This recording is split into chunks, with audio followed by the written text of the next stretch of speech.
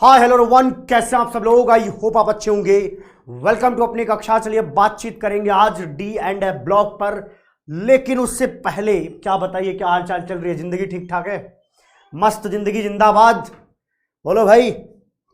चीकू चौहान साहब क्या हाल चाल? अमिताभ, हर्ष, तरुण बंसल जी क्या हाल चाल? अलका, सत्यम देव, बोलो भाई क्या हाल चाल? बढ़िया है तो ठीक ठाक हो तो बताओ, आगे बढ़े हम। थोड़ी लाइट कम लग रही है क्या? कोई बात नहीं, लाइट ऑन कर लिया जाएगा। अब शायद ठीक दिख रहा है। अभी बताओ भाई, ठीक दिख रहा है क्या? सारे लोग बताओ, अब ठीक दिख रहा है क्या?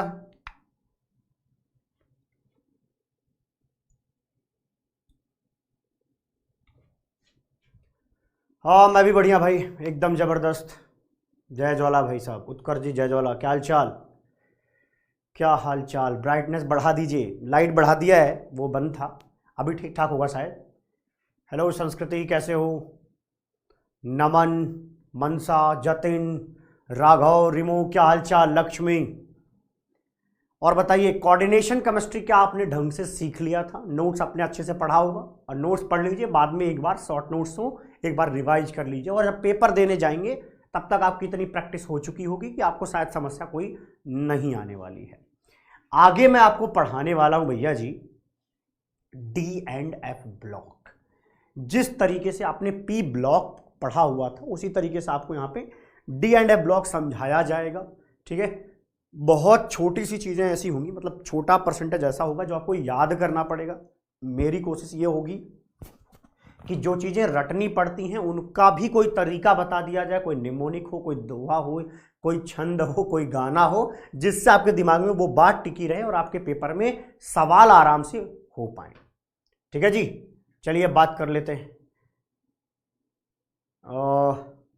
सिर्फ नोट्स पढ़ लो बहुत है, नोट्स पढ़ लो सिर्फ बहुत है, उससे ज़्यादा कुछ करने की ज़रूरत नहीं है। ये जो आपको यहाँ पे नोट्स मिलेगा इसको एक बार देख लिया करो। जैसे आज मैंने क्लास लिया, क्लास लेने के बाद भैया ये वाला जो नोट्स मिलता है उसको साथ साथ एक बार देख लो कि हमने जो पढ़ा है आज क्लास में उसको एक बार रिवाइज कर लो। यहाँ पे लिखा हुआ मिल ही जाता है। यहाँ से रिवाइज होने के बाद अब आप नोट्स से रिविजन कर लेना। ठीक है, आपका काम बन जाएगा। चलिए जी बातचीत कर लें आगे। हाँ, नोट्स कैसे? अच्छा बढ़िया था, कोऑर्डिनेशन केमिस्ट्री का नोट्स बढ़िया था।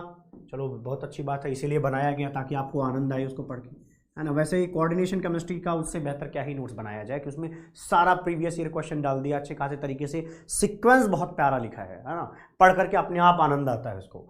आज की बात कर लेते हैं। अभी आज आपको नोट्स मिलेगा, आज आपको नोट्स मिलेगा, और जो शॉर्ट नोट्स होगा, मैंने ये सोचा भाई शॉर्ट नोट्स तो अभी देके क्या फायदा होता है भाई, शॉर्ट नोट्स में सब होगा, पूरा का पूरा लेक्चर। तो यहाँ पे शॉर्ट नोट्स आपको लास्ट डे मिलेगा, मतलब थर्ड डे जब होगा क्लास का उस दिन अपलोड हो जाएगा, उससे पहले अपलोड कर देंगे हम। ठीक है, जैसे आज कल या कल की शाम तक या परसों तक की हम इसको अपलोड कर रहे होंगे, क्योंकि भैया उससे पहले तुम शॉर्ट नोट्स का कोई यूज नहीं करने वाले हो। ठीक है, तो फालतू में सिर्फ रख करके कोई फायदा तो है नहीं। आपको ये चीज दे रहे हैं जो सबसे इंपॉर्टेंट है, और यहाँ वाला नोट्स भी मिलता है। मैं कह रहा हूँ इससे पहले रिवीजन किया करो, ये जो पीपीटी वाला होता है। ठीक है, बाद में उस नोट से कर लेना। शॉर्ट नोट्स तो बाद के लिए होता है।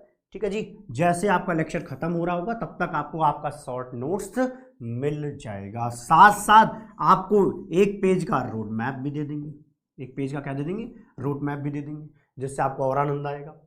ठीक है जी, तो ये सब की चिंता छोड़ दीजिए, नहीं पढ़ना है, कोई एनसीईआरटी वगैरह कुछ नहीं पढ़ेगा, सिर्फ नोट्स पढ़ेगा। आपको एनसीईआरटी पढ़ने की जरूरत नहीं है। आप कहोगे कैसे टीचर हो यार, बोर्ड में तो एनसीईआरटी ही इंपॉर्टेंट, आप कह रहे मत पढ़ो। मैंने भैया प्यारा खूबसूरत नोट्स लिखा है, यही काम का है। ठीक है, ये कहीं एक्स्ट्रा ऐसे धरती पे लाया नहीं गया है, एनसीईआरटी में से अच्छे तरीके से बनाया गया है ना। उसमें प्रीवियस ईयर क्वेश्चंस को इंटीग्रेट किया गया ताकि आपको ज़्यादा कहीं से सर्च ना मारना पड़े, अच्छा नोट्स और अच्छा लेक्चर मिल जाए, कहानी खत्म, इतना ही होता है काम। ठीक है जी, तो एनसीईआरटी पढ़ने की आपकी ज़रूरत नहीं। अब आगे बढ़ जाए, आगे बढ़ जाए भैया जी। चलिए जी बात कर लेते हैं आगे। ओके अमिता शर्मा जी, चलिए जी, ये आपका प्यारा पीरियोडिक टेबल कुछ ऐसा दिखता है क्या? बोलो भाई, क्या आपका प्यारा पीरियोडिक टेबल ऐसा दिखता? नहीं सर, यहाँ पर तो एक बॉक्स आपने एक्स्ट्रा बना दिया है। क्या आप समझ पा रहे हो मैं क्या बताना चाह रहा हूँ? भाई हम शुरू कर रहे हैं अपना कहानी, शुरू कर दें क्या? ये आपका पीरियोडिक टेबल सही दिख रहा है? अभी देखो भैया पीरियोडिक टेबल सही दिख रहा है क्या? वहां हाइड्रोजन होगा और यहां पर कौन? हीलियम होगा। सर आज हाइड्रोजन हीलियम क्यों बता रहे हो? इनको तो पढ़ाओगे नहीं। यहां पर हाइड्रोजन है, यहां पर क्या होगा? हीलियम। फिर इसके बाद क्या आएगा? यहां पर होगा लिथियम। ठीक है जी, इसी तरीके से आगे बढ़ते जाएंगे। ठीक, यहां पर हीलियम के बाद नीचे क्या आता है? नियोन। फिर क्या होता है? आर्गन। फिर क्या? क्रिप्टन। फिर जेनॉन, है ना। हीना, नीना और करीना कैसे याद करते हैं हम? हीना, नीना और करीना के जेरोक्स रंगीन, है ना। के जेरोक्स रंगीन। ठीक है जी, के रुकिएगा, हीना, नीना और करीना के जेरोक्स रंगीन, तो आरएन हो जाएगा। ठीक है, क्या? के जेरोक्स रंगीन, आरएन। ठीक है, तो ये बात आपको आती है क्या? क्या आपको इनके एटॉमिक नंबर याद है क्या? मैं आपसे पूछ रहा हूँ। चलिए जी बताइए, क्या आपको इनके एटॉमिक नंबर याद है? अगर एटॉमिक नंबर याद है तो सारे के सारे लोग चैट में अभी एक तरफ से लिखें इनके एटॉमिक नंबर, जैसे 2, 10, अगला क्या होता है? 18। इसके बाद का आप खुद बताएं क्या होगा, बोलो भैया, बोलो भाई साहब। अच्छा जी, क्या आप ये बोल सकते हैं कि सर ये एस ब्लॉक है? इतना पहचानते हो? आप बताते रहिए, मैं ऐसे बताता रहूंगा कहानी। यहाँ पे ये क्या है? पी ब्लॉक है, ये पी ब्लॉक है। ये बीच में जो लोग हैं इनको हम क्या बोलते हैं भैया? डी ब्लॉक बोलते हैं। क्या बोलते हैं? डी ब्लॉक बोलते हैं। ये हमारा डी ब्लॉक है ना जी। और नीचे कौन है भैया? F block, F block. और इस चैप्टर के अंदर हमें क्या क्या पढ़ना है? इनकी केमिस्ट्री पढ़नी है और इनकी केमिस्ट्री पढ़नी है। हमने ये वाला और ये वाला पोर्शन पहले ही निपटा रखा है ना जी। बहुत सही जवाब आ रहे हैं, लोगों ने सही लिखा है। इसके आगे का बताओ, 28 कहां से आएगा? गलत है भाई, ये 2, ये क्या है? 10, ये 18, है ना। इसके बाद अगला क्या आएगा? ये क्या आएगा? 36, वेरी गुड। 54, very good. इसके बाद 54 के बाद यस 80, 86। ओके, यहां तक जानने की जरूरत थी आपको। अब आइए मेन बात करते हैं। आप डी ब्लॉक, अब यहां से चैप्टर की शुरुआत हो रही है। अब तक ऐसे थोड़ा सा परिचित करा रहा था आपको कि जो आप जानते हो थोड़ा सा कॉन्फिडेंट फील करो, अब वहां से कहानी आगे बढ़ाते हैं। ये जो हमारा डी ब्लॉक है, डी ब्लॉक में जो ये आपको पहला दिख रहा है ब्लॉक, इनको बोलते हैं, ये सीरीज जो होगी इनको हम 3D सीरीज कहते हैं। क्या कहते हैं? इसको हम 3D सीरीज कहते हैं। ये पहली सीरीज को हम क्या बोलते हैं भैया? 3D सीरीज बोलते हैं। उसके नीचे जो है वो क्या भैया? 4D सीरीज है। ऊपर वाला 3D सीरीज और नीचे वाला भैया जी 4D series. 3D series, 4D series. अब इसके नीचे क्या होगा? 5D सीरीज, है ना। उसके नीचे ये क्या है भैया? 6D series. याद आ रहा है कुछ कि सर डी की शुरुआत आपने 3D से क्यों की? 1D क्यों नहीं लिखा?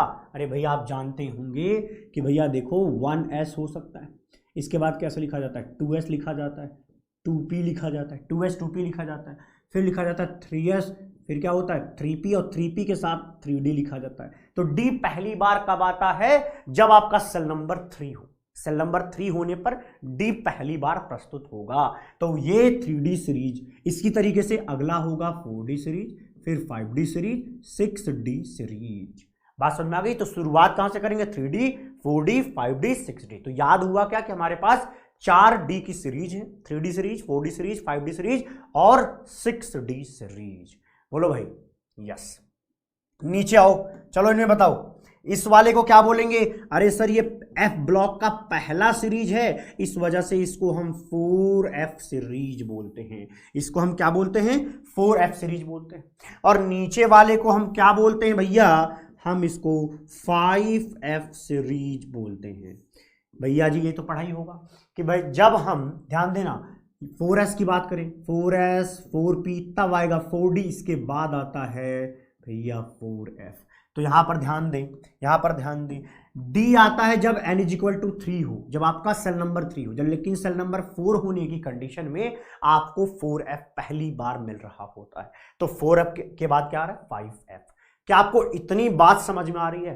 पुरानी बातें हैं जो आपने पढ़ रखी हैं, बस थोड़ा सा रिवीजन दे रहा हूं ताकि ये नाम आपके दिमाग में चढ़ जाए, क्योंकि आगे ना मैं यही बोलूंगा कि भैया ये 3D सीरीज है, ये 4D है, ये 5D है, 6D है। अगला बोलूंगा कि 4FF और ये 5F सीरीज है। अच्छा, अब आगे बढ़े क्या?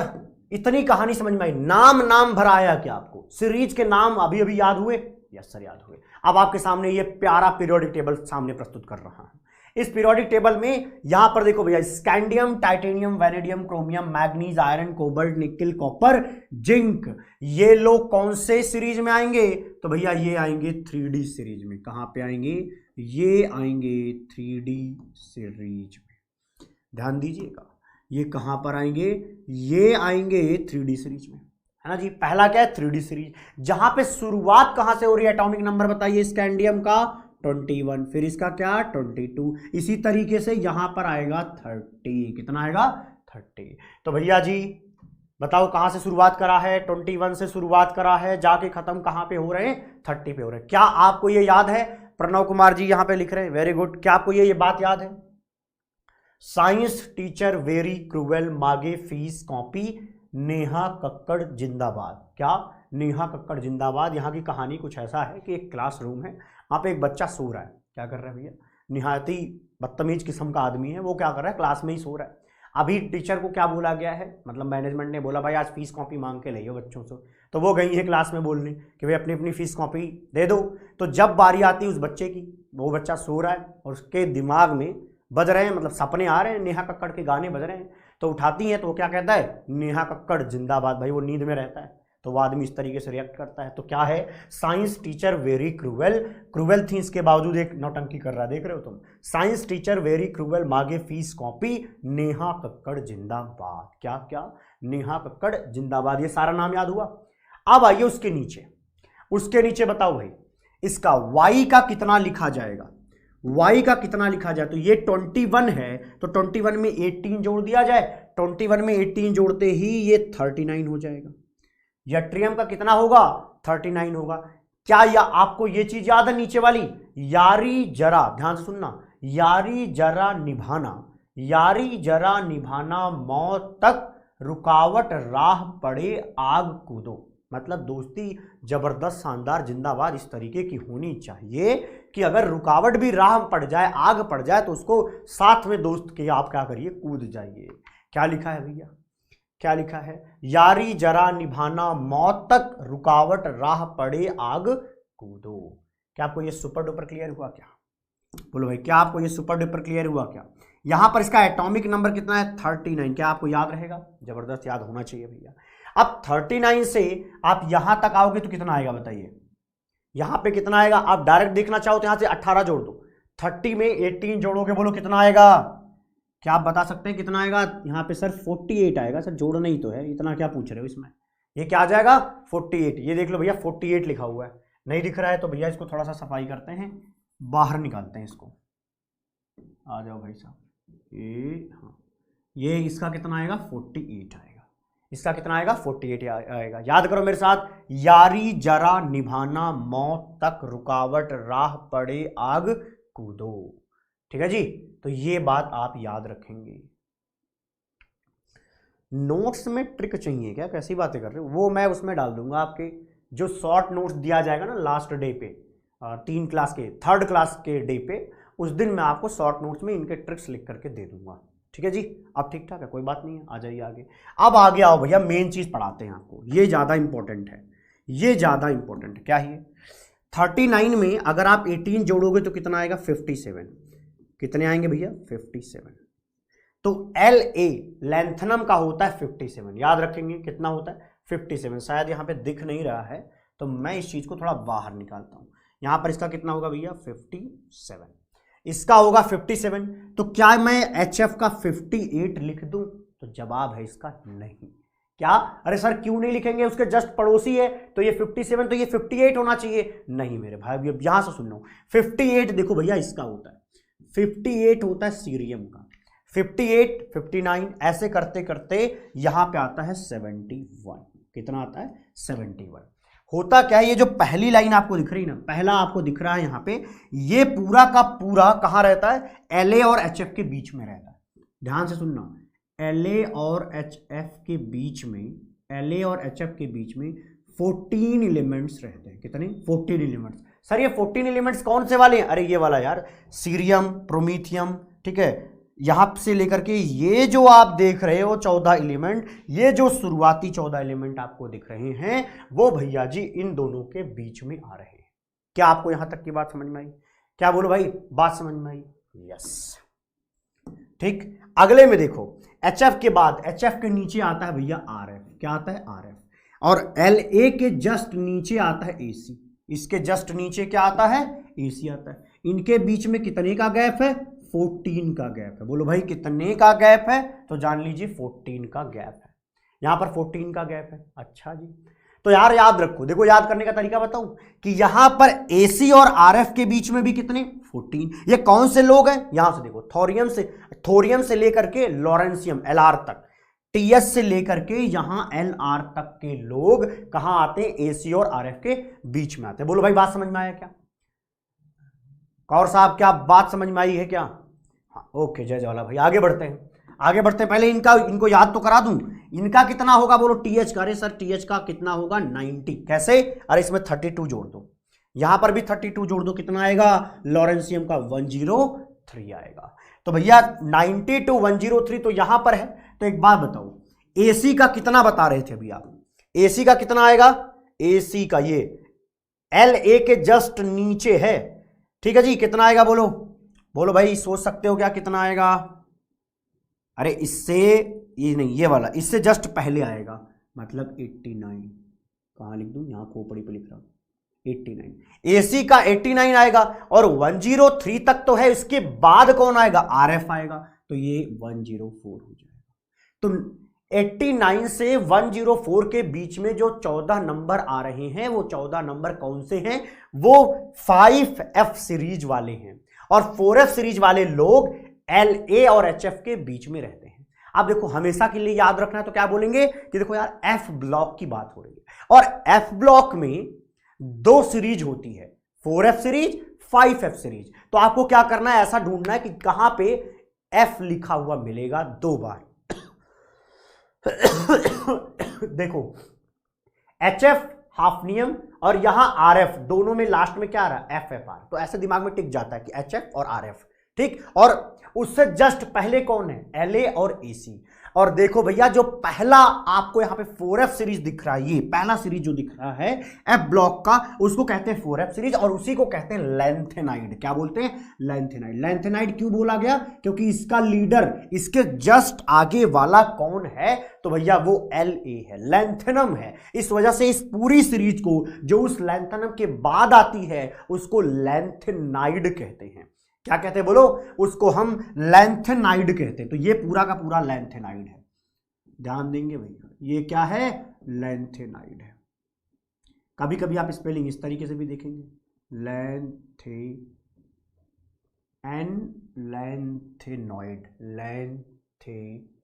NOID, लैंथेनॉइड्स, या इस तरीके से देखें, दोनों सेम है, दोनों में कोई अंतर नहीं, दोनों सही है भाई, ठीक है। तो ये लैंथेनाइड बोलेंगे। और यहां पर जो 14 एलिमेंट हैं उनको एक्टिनाइड्स बोलेंगे। क्या बोलेंगे? Actinides, NIDES। थोड़ा N हमारा थोड़ा फैशन में आ गया है, इसकी थोड़ा शकल ठीक करनी पड़ेगी, है ना जी। ये क्या है? एक्टिनाइड। बोलो भाई, इतनी बात अभी तक का पढ़ाया हुआ सब कुछ समझ आया क्या? बोलो अभी तक का सब कुछ समझ आया क्या? एक बच्चा कह रहा है कि सर यहाँ पे बीच में 14 नहीं आएगा, यहाँ बीच में सर 15 आ रहा है। अरे मेरे भाई, इनको लेके थोड़ी गिनना है। अरे AC जो है ना, वो एक्टिनाइड नहीं है, वो एक्टिनियम है, उसका नाम एक्टिनियम है। और एक्टिनियम के बाद आने वाले 14 लोगों को एक्टिनाइड कहते हैं। तो ये जो दिख रहे हैं, ये लोग हैं एक्टिनाइड। एक्टिनियम है ये, वो लीडर है, वो शुरुआत कर रहा है, बट वो खुद F ब्लॉक का नहीं है। LA और AC F ब्लॉक के नहीं हैं, ये दोनों D ब्लॉक के एलिमेंट हैं। कहां के हैं? D ब्लॉक के एलिमेंट हैं। क्या बुद्धि में गया? क्या बोला? 15 मत गिन देना यार, अदरवाइज क्या ही फायदा रह जाएगा। मुकुंद कुमार जी, जो पढ़ाया जाता है ये हर तरफ आता है, सो डोंट वरी, ठीक है जी। पढ़िएगा, खाली चैप्टर में इतना ही पढ़ना है, इतना ही जानना है। क्या आपको ये सारी चीजें अभी वाली याद हुई हैं क्या? पहले ये बताओ, पहले तुम बताओ कि तुम्हें ये याद हो गया 4F सीरीज क्या, 5F सीरीज क्या, लैंथेनाइड क्या, एक्टिनाइड क्या, ये सब तुम्हें पता है, पहले ये बताओ, है ना जी। यस, अब मैं आगे बढ़ रहा हूं, थोड़ा ये थोड़ा सफाई कर रहा हूं। अब मैं आपसे एक सवाल पूछूंगा कि चलो एक बात बताओ मुझे, आपका जो एक्टिनाइड है, ये एक्टिनाइड और लैंथेनाइड है, इसका ग्रुप नंबर क्या है? चलो बताओ इसका ग्रुप नंबर क्या है, ऐसा सवाल पूछा जाता है भैया। बताओ ग्रुप नंबर क्या है एक्टिनाइड एंड लैंथेनाइड का। तो ध्यान रखना ये जो नेता लोग हैं ना, नेता लोगों का ये La और AC जिसके नाम पर उनकी सीरीज का नाम रखा गया है, वो जो ग्रुप नंबर रखते हैं वही ग्रुप नंबर किसका होगा, पूरी सीरीज का होगा। तो भैया यहां पे ग्रुप नंबर 1, ग्रुप नंबर 2, तो ये कौन सा है, ग्रुप नंबर 3।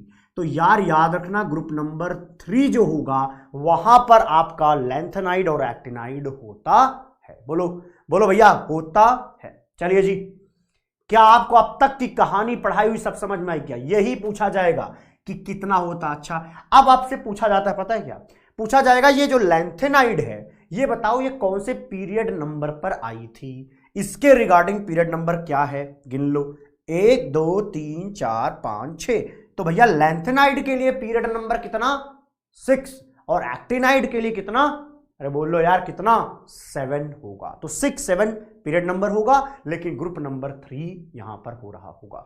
अब तक की पढ़ाई हुई हर चीज समझ आई है क्या? यही बेसिक नॉलेज है, इसी पर हम अपनी आगे की दुनिया बनाएंगे, लेकिन पहले अपने आप को इस लायक तो बनाइए। यस, अब आपको कुछ चीजें याद कराते हैं।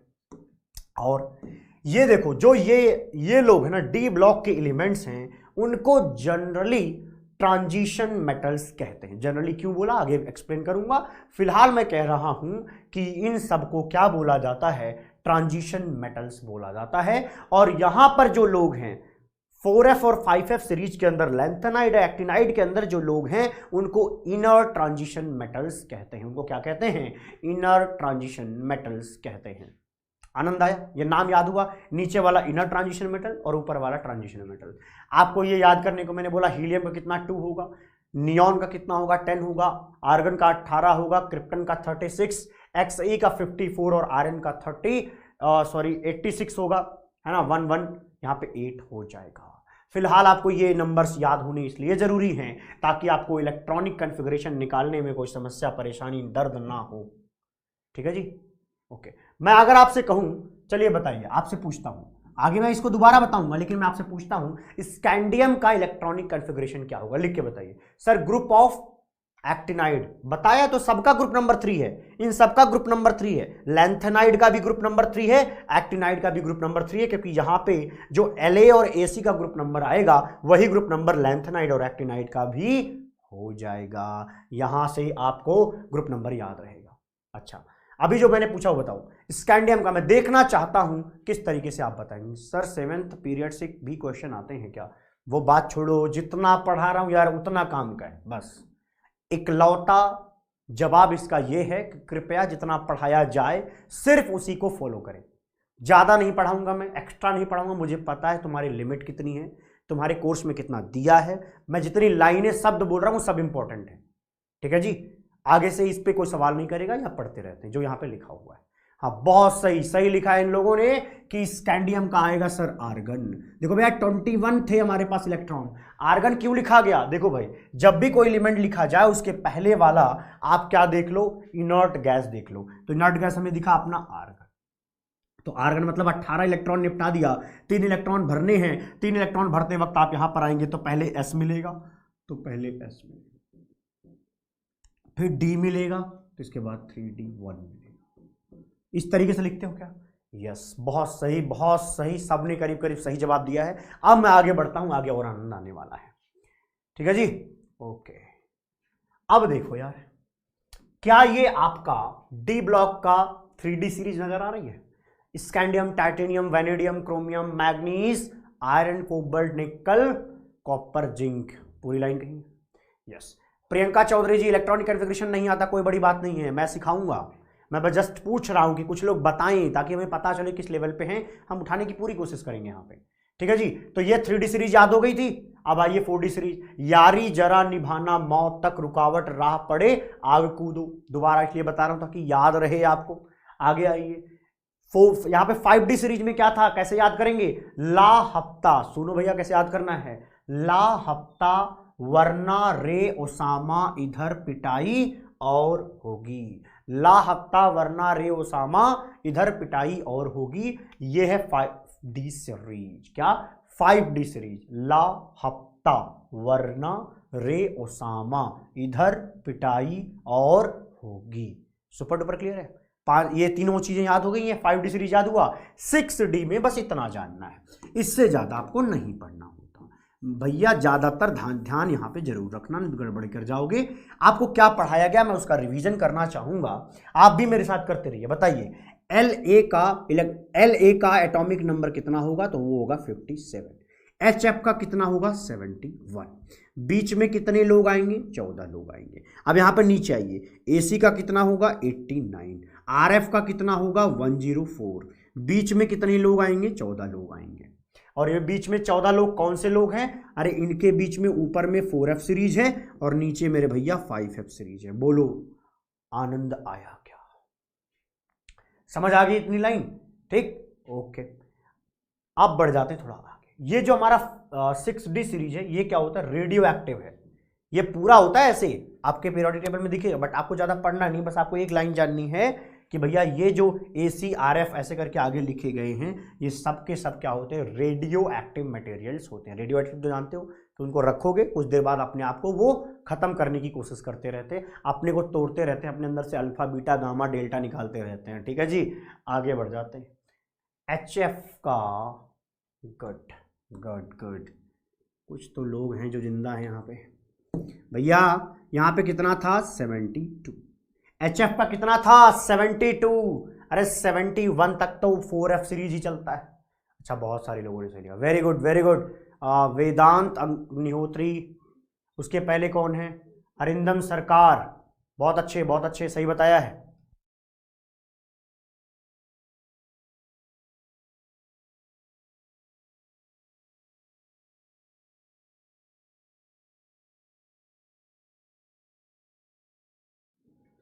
ठीक है जी, अब आ जाते हैं इलेक्ट्रॉनिक कॉन्फ़िगरेशन पर। किस पर अब चर्चा है हमारी, इलेक्ट्रॉनिक कॉन्फ़िगरेशन पर।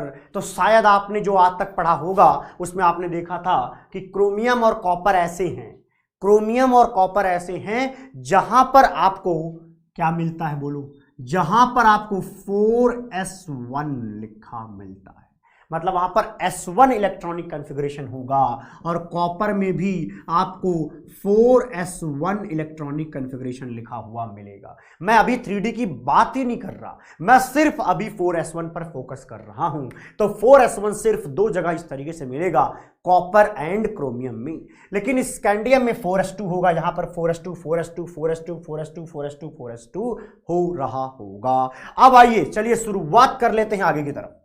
यहां पे बताइए, ये जो हमारा स्कैंडियम है उसको लिखे तो लिखा जाएगा आर्गन, फिर क्या लिखा जाएगा बोलो भाई, फिर आगे क्या लिखा जाएगा, आगे लिखा जाएगा इसके बाद 4s2 3d1, क्योंकि इसका 21 होगा तो इसका इस तरीके से लिखा जाएगा। बोलो लिखा जाएगा कि नहीं भैया जी। होता क्या, 18 इलेक्ट्रॉन भरने के बाद हमारा इलेक्ट्रॉन कहां जाएगा 4s में, इसके बाद कहां जाता है 3d में, तो वो चीज हमने यहां पे लिख दी है। अब आइए टाइटेनियम का कितना होगा भाई, क्या लिखा जाए सर, यहां पर लिख दीजिए आर्गन, फिर लिखिएगा 4s2, अब भैया इसके बाद क्या 3d2, क्या हो जाएगा 3d2 हो जाएगा। बोलो भाई बात ठीक है क्या, इसके बाद क्या हो जाएगा 3d2, टाइटेनियम का कितना होगा 3d2 होगा। नहीं RF का तो 104 ही रहेगा, 103 तो अंदर रहता है, 104 बाहर RF का ही रहेगा।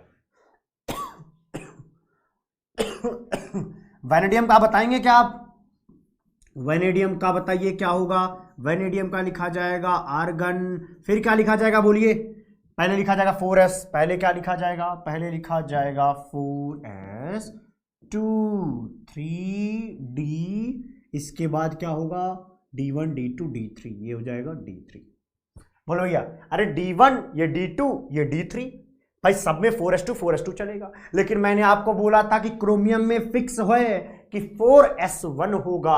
अगर यहाँ पे 4s1 होगा, यहाँ पे मैं आर्गन लिखना चाहूँ तो यहाँ लिख दे रहा हूँ, चलो आर्गन लिखा 4s1 लिखा, 4s1 के बाद बताइए कितने इलेक्ट्रॉन बच रहे हैं सर, 5 बच रहे हैं। कैसे पता चल रहा सर ये, अरे इसका इलेक्ट्रॉनिक कॉन्फ़िगरेशन जब लिखने जाए तो पहले तो एटॉमिक नंबर पता हो, 24 होगा, 24 होगा, और आर्गन का कितना होता है 18, और 4s1 करने पर हो गया 19, बचे कितने 19 से 24 लगा है 5 का, वो 5 के पांचों इलेक्ट्रॉन कहां जाएंगे 3D के अंदर, तो ये 3D5 बन जाएंगे। और ऐसा इसलिए होता है क्योंकि ये भैया 5D 3D5 क्या होता है, हाफ फिल्ड होता है, हाफ फिल्ड होता है। क्या होता है, ये हाफ फिल्ड होता है। ये कैसा होता है मेरे भाई, ये हाफ फिल्ड होता है। बोलो भाई आनंद आया क्या, आनंद आया क्या, आनंद आया क्या, बोलो भाई। अब आप बताइए Mn का, आप खुद बताइए क्या लिखा जाएगा। Mn का आप बता पाएंगे खुद, Mn का क्या लिखा जाए, तो लिखो, पहले लिखोगे आर्गन, फिर इसके बाद 4s2, फिर क्या 3d5, है ना। अब की बार भैया S1 के बाद यहाँ पे क्या आ जाएगा S2। देखो यार 4s2 तो हर जगह रहेगा, जो ये व्हाइट कलर से मैंने लिखा है ना जिन जिन एलिमेंट्स को, वहाँ पे 4s2 है, 3d5। अब मेरी समझ से कोई दिक्कत नहीं होगी। यहाँ पे क्या हो जाएगा 4s2 3d6, 4s2 3d7, 4s2 3d8, और कॉपर का क्या होगा, कॉपर का होगा 3d10। कैसे पता चला, अरे जब 4s1 कर रखा है, मेरे पास 10 इलेक्ट्रॉन बचे, 10 के 10 कहां जाएंगे 3D में, तो मेरे भैया सुपर डुपर क्लियर लाइन हुई कि ऐसा इसलिए कर रहा हूं क्योंकि ये भी क्या हो रहा है, फुली फिल्ड। तो अगर 3D9 करता कोई प्रॉफिट नहीं था, तो हमने इसको फुली फिल्ड बनाने के लिए ऐसा कार्यक्रम रचा है। अब अगर मैं बात करूं जिंक की, तो जिंक की बताइए क्या होगा। मैं वेट कर रहा हूं आपका वेट कर रहा हूं कि आप बताएं क्या होगा, बताइए। आयुषी जी क्यों का जवाब बता देता हूं, चलिए अभी देख लीजिए।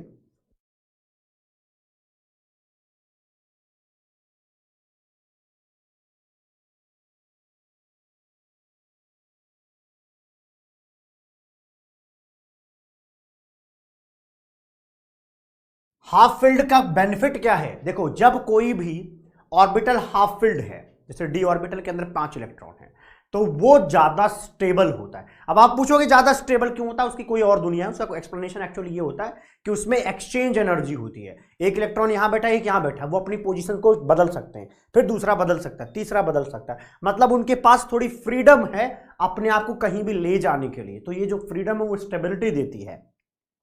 क्या देती है, स्टेबिलिटी देती है। तो ये जो हाफ फिल्ड होते हैं ना, ये क्या होते हैं, स्टेबल होते हैं। तो हाफ फिल्ड करने के चक्कर में हमने 3d5 कर दिया, बचे हुए को 4s1 कर दिया।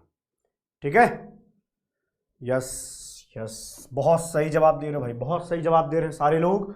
यहां पर क्या आएगा बोलो, 4s2 3d10 आएगा।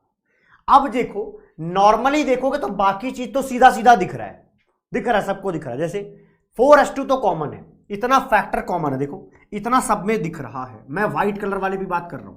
अभी क्रोमियम कॉपर छोड़ दो, क्रोमियम कॉपर छोड़कर देखोगे तो ये हर जगह मिलेगा। ये D1 है, ये D2 है, ये D3 है, और ये क्या है D5 D6 D7 D8, और ये क्या है D10। अब अगर कॉपर और क्रोमियम की बात करें तो ये भैया 5 है और वो 10 है यहाँ। लेकिन एक बात जो ध्यान रखने वाली है, वो 4s1 है और वहां पे भी 4s1 है। इसको आप इसी तरीके से याद करेंगे कि 4s1 दो जगह मिलता है, कॉपर और क्रोमियम में। बाकी बचे हुए इलेक्ट्रॉन 3D के अंदर ले जाके पुट कर दो। आ जाइए अगले में। ये टेबल आपके एनसीईआरटी में है, और आपको जो ध्यान रखना है सिर्फ इतना कि 4s के अंदर कहां पर इलेक्ट्रॉन 1 हो रहा है, बाकी बचे हुए सारे इलेक्ट्रॉन कहां जाएंगे, 3D के अंदर जाएंगे, है ना जी। तो यहां पर देखिएगा 2 है यहां कॉपर और क्रोमियम। कॉपर और क्रोमियम ऐसा है जहां पे 4s1 मिलेगा, अदरवाइज हर जगह 4s2 है। बाकी के बचे हुए सारे इलेक्ट्रॉन 3D के अंदर इस तरीके से फिलअप कर दिए जाएंगे, भर दिए जाएंगे। इतनी बात पहले से आपको आती थी मेरी समझ से, थोड़ा सा मैंने रिवीजन करवा दिया। जो आपको नहीं आता अब उस पर जंप कर जाते हैं, वो है मेरा भैया ये खतरनाक चीज है। अरे ये दोबारा कैसे आ गया, हाँ ये यहाँ पे आइए, ये सही है, सही है। अब देखो भाई, हमने पढ़ा कि 3D में कॉपर और क्रोमियम ऐसा है, ये कॉपर और ये क्रोमियम ऐसा है जहां पे आपको क्या मिलेगा, 4s1। यहां पे 4s1 मिलेगा, यहां पे भी 4s1 मिलेगा, और बाकी के बचे हुए सारे इलेक्ट्रॉन 3D के अंदर जाएंगे। बाकी के बचे हुए सारे इलेक्ट्रॉन 3D के अंदर जाएंगे। पहले इलेक्ट्रॉन 4s में आता है, बाद में वो D में जाता है, लेकिन कॉपर और क्रोमियम के केस में s में एक एक रहेगा, लेकिन बाकी के इलेक्ट्रॉन शिफ्ट कर जाएंगे 3D के अंदर। यह बात मैंने यहां पे सीखी हुई है। हाँ शशांक समझ आएगा, शशांक अभी समझ में आएगा। आज वाली चीज तो समझ में आएगी, कल अगर आपको पढ़ना है तो आप कोऑर्डिनेशन केमिस्ट्री पढ़ करके ही आइए। अगर आप कोऑर्डिनेशन केमिस्ट्री नहीं समझ पाएंगे तो आपको भैया डी एंड एफ ब्लॉक समझाया नहीं जा सकता, आपको रटना ही पड़ेगा, कोई चांस नहीं है। ठीक है जी, एकदम सिंपल क्लियर लाइन जानो, है ना जी। अब आगे आते हैं 4D सीरीज में। ध्यान रखना 4D सीरीज में क्या क्या, नवाब मौत तक, नवाब मौत तक रुकावट राह पड़ेगी, रुकावट राह पड़ेगी, नवाब मौत तक रुकावट राह पड़ेगी। ध्यान देना, नवाब मौत तक रुकावट राह पड़ेगी। और इसको याद करने का एक तरीका यहां पे सेट करता हूं मैं, वो कुछ इस तरीके से है कि देखो, क्यों आगे आऊं, क्यों आगे आऊं, करोगे पिटाई करोगे। देखो कैसे याद करना है, क्यों आगे आऊं पिटाई करोगे, क्यों आगे आऊं पिटाई करोगे। मैं यहां पे लिख रहा हूं, क्यों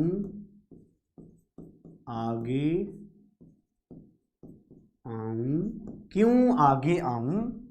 कैसे याद करा भैया, क्यों में क्या है, CU, आगे में AG, क्यों आगे आऊं में AU, क्यों आगे आऊं पिटाई करोगे,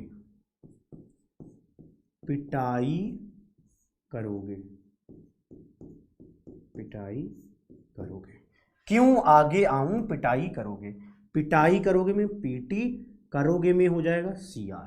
क्या आपको ये याद हुआ क्या? अभी जस्ट तुरंत याद करना है, अभी क्या, क्यों आगे आऊं पिटाई करोगे। हुआ क्या कि मतलब आप मान लीजिए घर पे पहुंचे, आपने कुछ बदमाशियां कर रखी हैं, पापा से आप मिलते हो तो पापा कहते इधर आ, कुछ नौटंकी तुमने कर रखी, तुम्हें भी पता है कि तुमने घर में तांडव मचाया था, आज उसका प्रतिफल आपको मिलने वाला है। तो उस प्रतिफल को ना मिले तो आपके थॉट आते हैं, अरे क्यों आगे आऊं, पिटाई तो करोगे, तो मैं आगे नहीं आ रहा, पिटाई कर दोगे इसलिए मैं आगे नहीं आ रहा। अच्छा, तो पापा क्या बोल रहे हैं, ध्यान से सुनिएगा। पापा क्या कह रहे हैं भाई, पापा क्या कह रहे हैं, उसका कलर बदलते हैं, है ना, पापा को थोड़ी इज्जत देते हुए यहाँ पे आगे क्या लिखना है कि नवाबजादे, आपको वो नवाब बुला रहे, नवाबजादे मौत तक, मतलब तेरी पिटाई मौत तक करता रहूंगा तेरी, मतलब रुकावट राह पड़ेगी,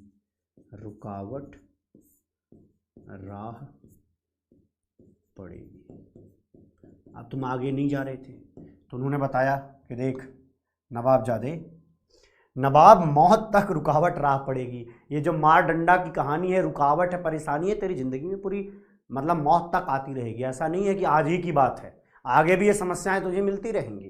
क्या, नवाब मौत तक रुकावट राह पड़ेगी। तो पहले इनसे याद कर लो, बाद में मैं बताऊंगा क्यों याद करा रहा हूं। पूरे इलेक्ट्रॉनिक कॉन्फ़िगरेशन को चुटकियों में निकालना सीखना है, तो ये सीखना बड़ा जरूरी है। नवाब का हो गया भैया NB, मौत हो गया MO मोलिबेडनम, तक मतलब हो गया TC, रुकावट का मतलब हो गया ये, रुकावट का RU, राह मतलब रोडियम RH, पड़ेगी में PD। बस थोड़ा सा ख्याल रखना पड़ता है PD का, PD पड़ेगी थोड़ा स्पेशल है, बाकी सारी चीजें एक जैसी हैं। दोबारा पहले ये याद करें, बाद में हम इनको याद कराएंगे। चलिए सबके सब लोग मेरे साथ ये, अब ये मत लिखना क्यों आ गया हूं, ये तुम्हें नहीं लिखना, तुम्हें ये लिखना है CU AG AU PT CR, इसी क्रम में लिखो, देख करके लिखो, तुमको दिक्कत नहीं, लिखो CU AG AU PT CR NB MO TC RU RH PD। ये तुरंत चैट भर दो, भर दो भैया जी।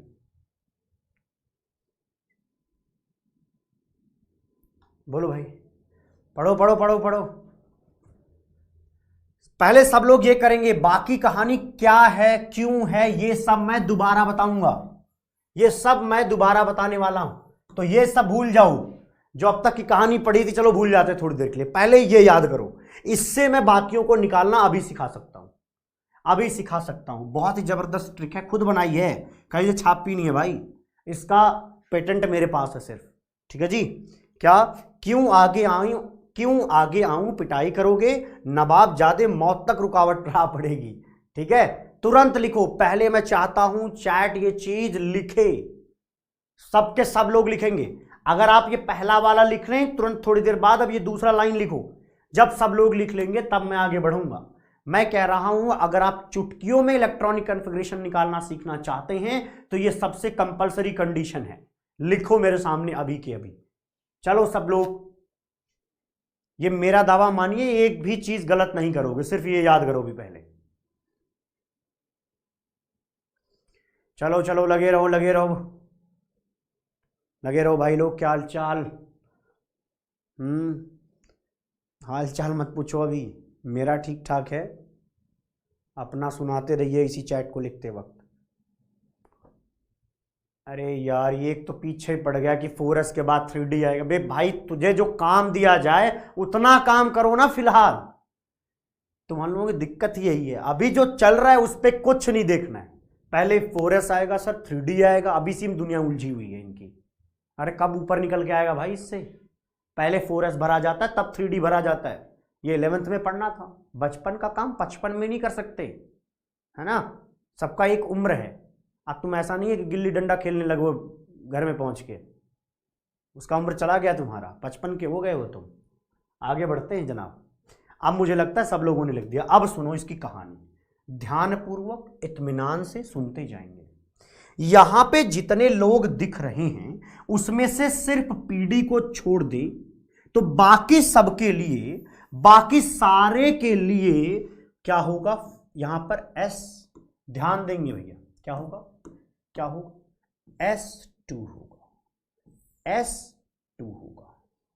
अच्छा सॉरी यार, ये S1 होगा, S1 लिखना था, यहां पर क्या होगा, S1 होगा सबके लिए। जैसे CU के लिए S1, AG में भी आएगा S1, AU में आएगा S1, लास्ट में PT में आएगा S1, CR में आएगा S1, NB में आएगा S1, MO में आएगा S1, TC में आएगा S1, RU में आएगा S1, RH में आएगा S1, लेकिन PD में नहीं आएगा S1, PD में आएगा S0, PD में आएगा S0। मैं अभी आपको ये नहीं कह रहा हूं कि 4S 5S या अगला, लेकिन अभी मैं ये गारंटी के साथ कह रहा हूं कि बाकी में क्या आएगा, S1, और ये PD में आएगा S0, और बाकी जो आपको यहां पर व्हाइट कलर से लिखे हुए एलिमेंट दिख रहे हैं, इन सारे व्हाइट कलर से लिखे हुए एलिमेंट के आप इलेक्ट्रॉनिक कॉन्फ़िगरेशन जब लिखोगे तो वहां निश्चित रूप से S2 आएगा। क्या आएगा, S2 आएगा। तो ये देखो ZnCdHg में क्या आएगा, S2 आएगा, निकल में क्या आएगा, S2 आएगा, कोबाल्ट आयरन Mn तक S2 आएगा, वैनेडियम टाइटेनियम स्कैंडियम S2 आएगा, ये YZr La से लेकर के यहां तक का सब कुछ S2 आएगा, Hg का S2 आएगा, पैलेडियम का मेरे साथ बोलो क्या आएगा, पैलेडियम का 0 आएगा। अरे बाकी सबके जो यहां पर ऑरेंज कलर से लिखे गए हैं ये सबके S1 आएगा। क्लियर हो गया, काम खत्म, कहानी खत्म, कहानी खत्म, बस इतना था। S1 बाकी के लिए, S0 पैलेडियम के लिए, और भैया व्हाइट कलर से लिखे गए बाकी के सारे लोग S2 बना रहे होंगे। अब आइए आगे बताता हूं, अब आइए आगे बताता हूं।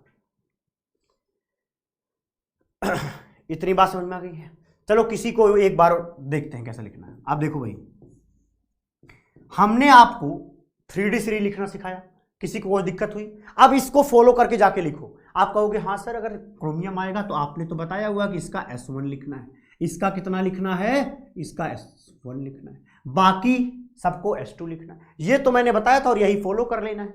अब आगे वाली चीज को मैं दोबारा अच्छे तरीके से एक बार बताता हूं। ये देखो पहले, चलो देखो यहां पे एक टेबल लिखी हुई, देखो यहां पे देखो भाई, अगर मैं कहूं कि 5S कहां आएगा, 5S कहां आएगा, 5S1 कहां आएगा, तो ऊपर देखो NB में आएगा, ऊपर देखो MO में आएगा, और कहां आएगा, TC में आएगा, और कहां आएगा, RU में आएगा, और कहां आएगा, RH में आएगा, और देखो भैया Ag में 1 आएगा, लेकिन पैलेडियम में भैया S0 आएगा। पैलेडियम में क्या आएगा? S0। पीडी में क्या आएगा? S0 आएगा। ये गुप्ता जी पूछ रहे हैं कि सर क्यों 0 आएगा? अरे क्यों का जी कोई एक्सप्लेनेशन नहीं है, ये बात तुम्हारे भेजे में उतरे रहे टिके इन पर ही क्वेश्चन आएंगे, इसका कोई एक्सप्लेनेशन नहीं है। मैं आपको एकदम क्लियर बताऊं, कोई एक्सप्लेनेशन नहीं है। और आपको जो जानना पढ़ना है वो ये कि आपको पता हो कि इलेक्ट्रॉनिक कॉन्फ़िगरेशन क्या होता है। आपको जब ये पता होगा तब वो तुमसे सवाल पूछेंगे। तो पहले तो याद तो करो इलेक्ट्रॉनिक कॉन्फ़िगरेशन कैसे लिखना है, वो तरीका चल रहा है अभी। ठीक है जी, मेरी समझ से किसी को कोई दिक्कत नहीं होगी। अरे एटॉमिक नंबर याद करने की कैसे जरूरत पड़ सकती है यार, जब तुम्हें खुद से सोच के देखो, जब तुम्हें डी सीरीज याद है और तुम्हें पता शुरुआत में ये है बाद में ये है, तो चलते जाओ। मान लो मेरे से कोई पूछे वैनेडियम का कितना आएगा, मुझे नहीं पता, तो मैं क्या करूंगा? स्कैंडियम, टाइटेनियम, इसके बाद वैनेडियम। और स्कैंडियम का मेरे को पता कि 21 होता है, तो इसका 22 होगा, इसका कितना होगा? 23 होगा, खत्म। भाई ऐसे तो निकालोगे, अब हर का रट्टा मार के नहीं बैठ सकते मेरे भाई। आपको इसलिए याद कराने का भी तरीका मैंने जबरदस्त तरीके से सिखा दिया है। चलिए आइए, आपको इलेक्ट्रॉनिक कॉन्फ़िगरेशन निकालना भैया आना चाहिए। अब चलिए कोई ऐसा रैंडम सा चुनेंगे। चलिए मान लीजिए कि हमने कहा कि चलो आरयू का बताइए कितना आएगा। रैंडम चुनेंगे और प्रैक्टिस करेंगे। प्रैक्टिस इंपॉर्टेंट है, प्रैक्टिस इंपॉर्टेंट। हाँ, सत्यम देव जी कह रहे हैं कि सर ये पीडी वाला लग रहा है, एक्सेप्शन है जी। जरूर है, कोई बात नहीं, याद कर लीजिए, याद करना इंपॉर्टेंट है फिलहाल के लिए। अब मान लीजिए मेरे से पूछा आर यू, क्या आर यू, तो बताऊं कैसे निकालते हैं, देखना भाई ध्यान से सुनना।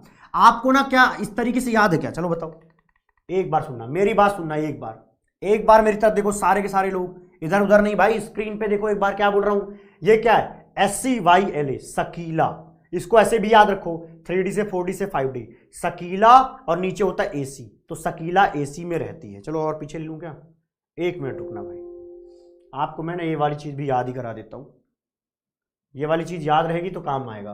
देखो, सकीला AC में रहती है, SCYLA AC, सकीला AC में रहती है। नोट डाउन कर लो, सकीला AC में रहती है।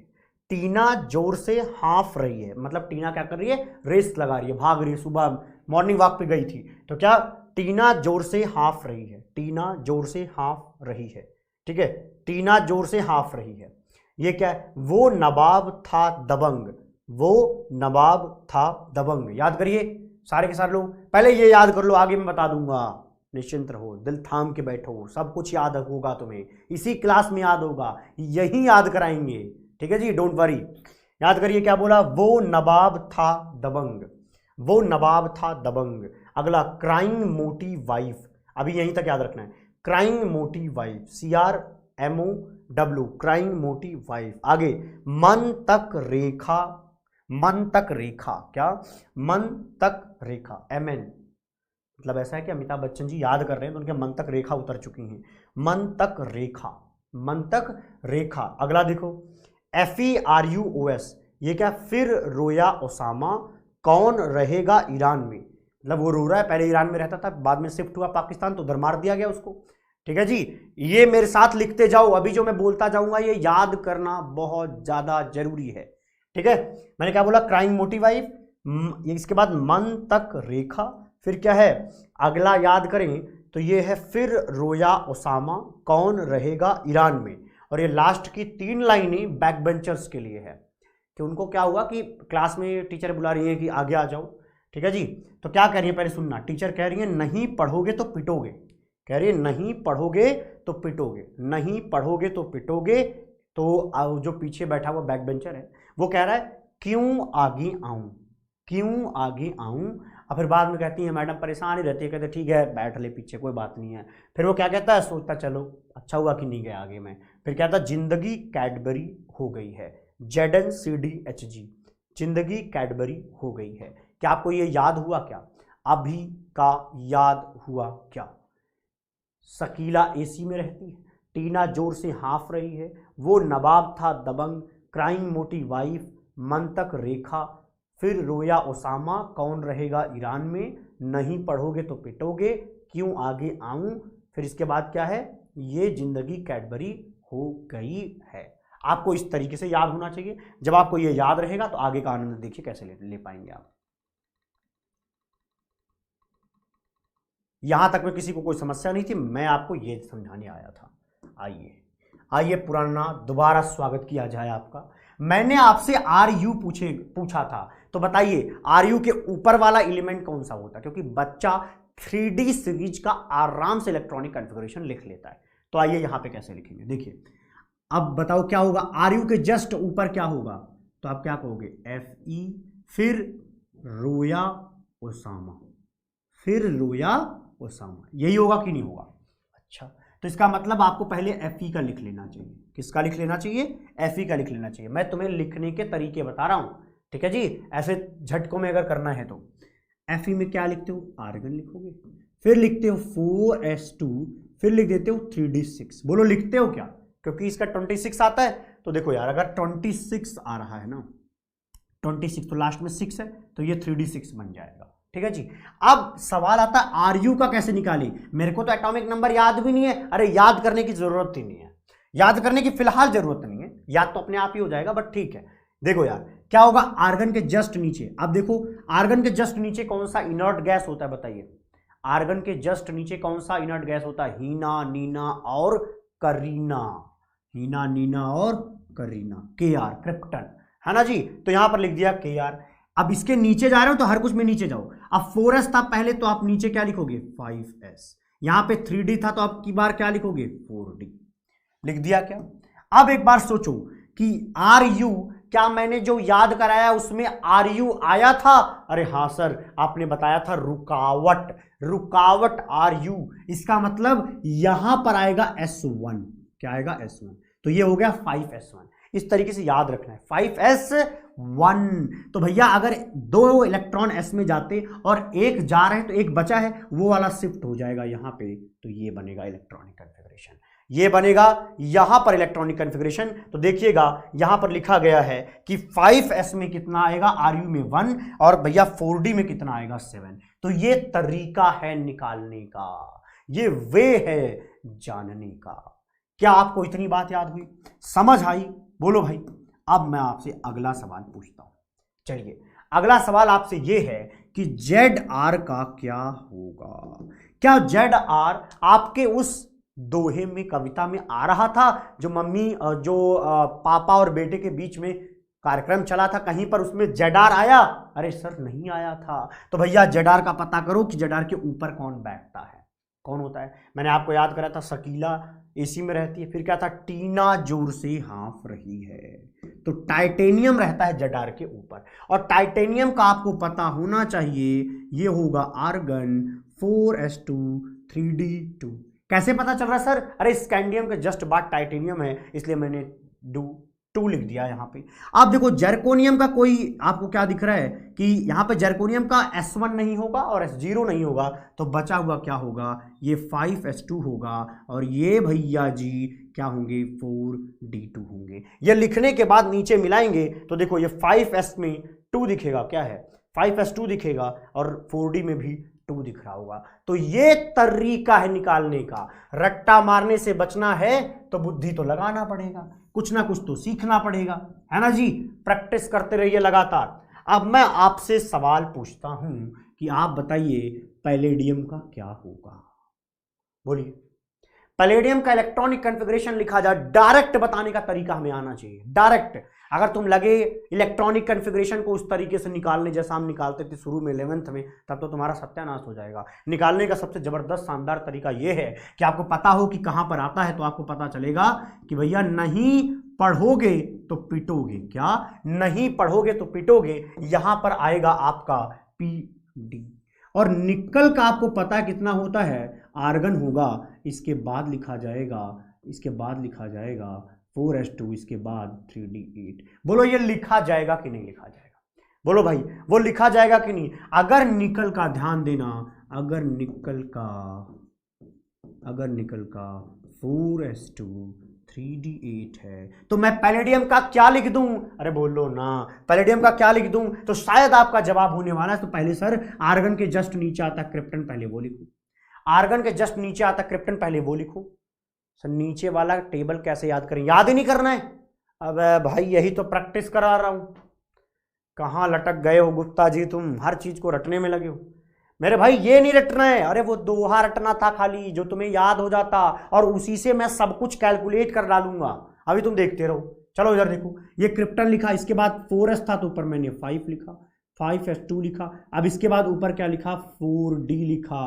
क्या मैं ये लिख दूं, क्या मैं नकलची स्वभाव का हूं तो मैं ये छाप दूं? अरे नहीं सर, गलत कर गए आप। तो आपको क्या करना था सर, पैलेडियम में 0 था, आपको याद कराया गया था पढ़ेगी में। पीडी जो होता है उसका 0 होगा, क्या क्या क्या, उसका कितना होगा 0। तो अगर आप 4s में 0 कर दोगे तो वो दोनों इलेक्ट्रॉन कहां जाएंगे, बचे हुए इलेक्ट्रॉन डी में शिफ्ट होंगे। 8 पहले से थे और 2 और आ गए तो क्या हो जाएंगे, 4d10 हो जाएंगे। तो आपको समझ में आएगा 5s0 4d10, क्या पैलेडियम मैच कर रहा है? यस, 4s में 0, सॉरी 5s में 0 और 4d में 10 इलेक्ट्रॉन मौजूद हैं। मुझे लगता है इससे बेहतर क्या ही तरीका होगा यार, बहुत ही आसान तरीका है, सरदर्द परेशानी कुछ भी नहीं है। थोड़ा और प्रैक्टिस कराता हूं, शायद हमारे नन्हे बालक को कुछ समझ ज्यादा नहीं आया है ना जी।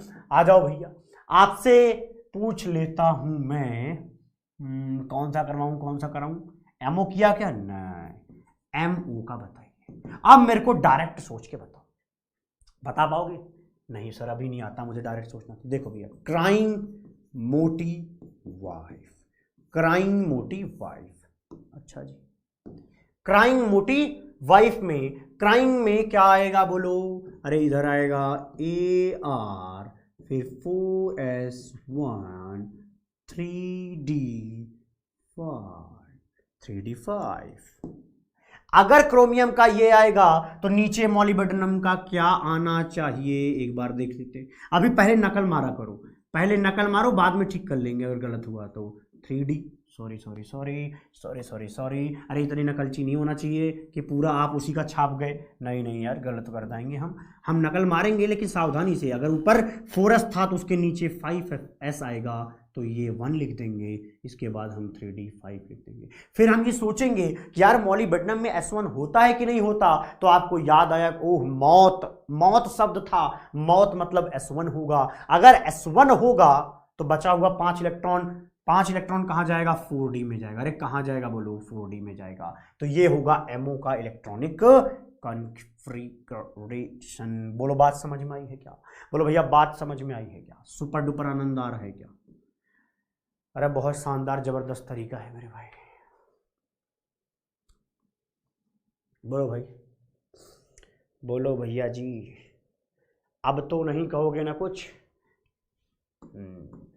चलो बहुत सही, कम से कम जगे हुए हो, ये बहुत अच्छा लग रहा है ना।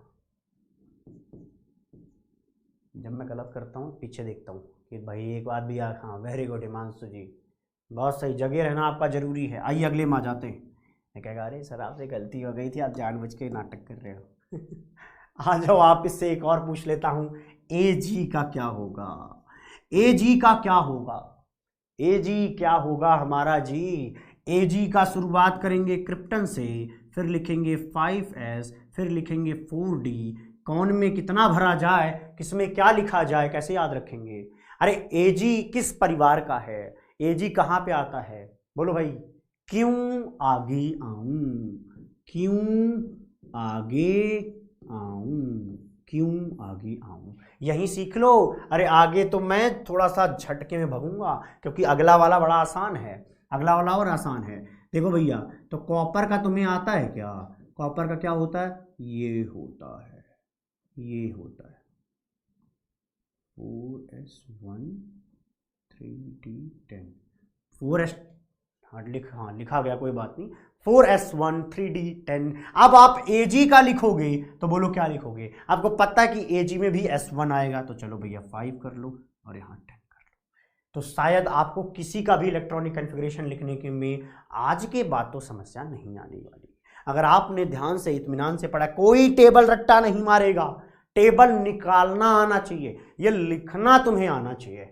ठीक है जी, भरोसा करते हो? हाँ, मेरे पे नहीं, अपने आप पे, क्योंकि ज़िंदगी तुम्हें अपने तरीके से जीनी है, मेरे तरीके से नहीं, है ना। और ये पेपर है, छोटा मोटा चलता रहता है, असली युद्ध तो तुम्हें ज़िंदगी सिखाएगी। जब तुम्हारी या आसपास की, समझ रहे हो ना, तुम्हारी ज़िंदगी से कुछ लोग जाएंगे, कुछ लोग नए आएंगे, कुछ धोखा दे जाएंगे, क्या कुछ लोग प्यार मोहब्बत करके जाएंगे, तो वो एहसास आपकी ज़िंदगी का खुद का होगा। आगे बढ़ जाते हैं। 5D सीरीज में देखें, ला हफ्ता वरना रे ओसामा, इधर पिटाई और होगी, में पीटी और एयू सिर्फ ऐसे हैं जहां पर आपको S1 मिलेंगे, बाकी में आपको S2 मिल रहे होंगे। अब तो बड़ा ही आसान हो गया। मैं आपसे कहता हूं चलो बताओ प्लैटिनम का क्या होगा। आप तुरंत अपने दिमाग में कहानी घुमाना शुरू करोगे, तो आप कहोगे अच्छा वहां पे सर पीटी आएगा जहां पे S1 गारंटी है, S1 गारंटी है, और डी के अंदर कितने इलेक्ट्रॉन आएंगे हम उन पर चर्चा कर सकते हैं, बट S1 तो गारंटी है। मैं तुमसे कहूं कि यार एक बात बताओ OS का कितना आएगा, आप कहोगे एक बात की गारंटी है कि वहां S2 आएगा। डी के इलेक्ट्रॉन पे हम चर्चा कर लेंगे कितना आएगा, बट एक गारंटी दे रहा हूं S2 आएगा। क्यों? क्योंकि मेरे उस दोहे में नहीं आता हमारा OS या ऑस्मियम। अच्छा, बाकी को भर करके सिखाता हूं। हमसे पूछा पीटी, तो भैया NiPd PT, इसका इलेक्ट्रॉनिक कॉन्फ़िगरेशन के आधार पर हमने पिछले में पीडी निकाल के दिखाया था। कुछ नहीं करना, आपकी बार पीटी निकाल के दिखाना है। तो यहां पर होगा आर्गन, नीचे आएगा क्रिप्टन, क्रिप्टन के नीचे कौन आएगा? जेनॉन। कौन आएगा भैया? जेनॉन। तो यहां पर लिखा जाएगा इलेक्ट्रॉनिक कॉन्फ़िगरेशन ऑफ जेनॉन।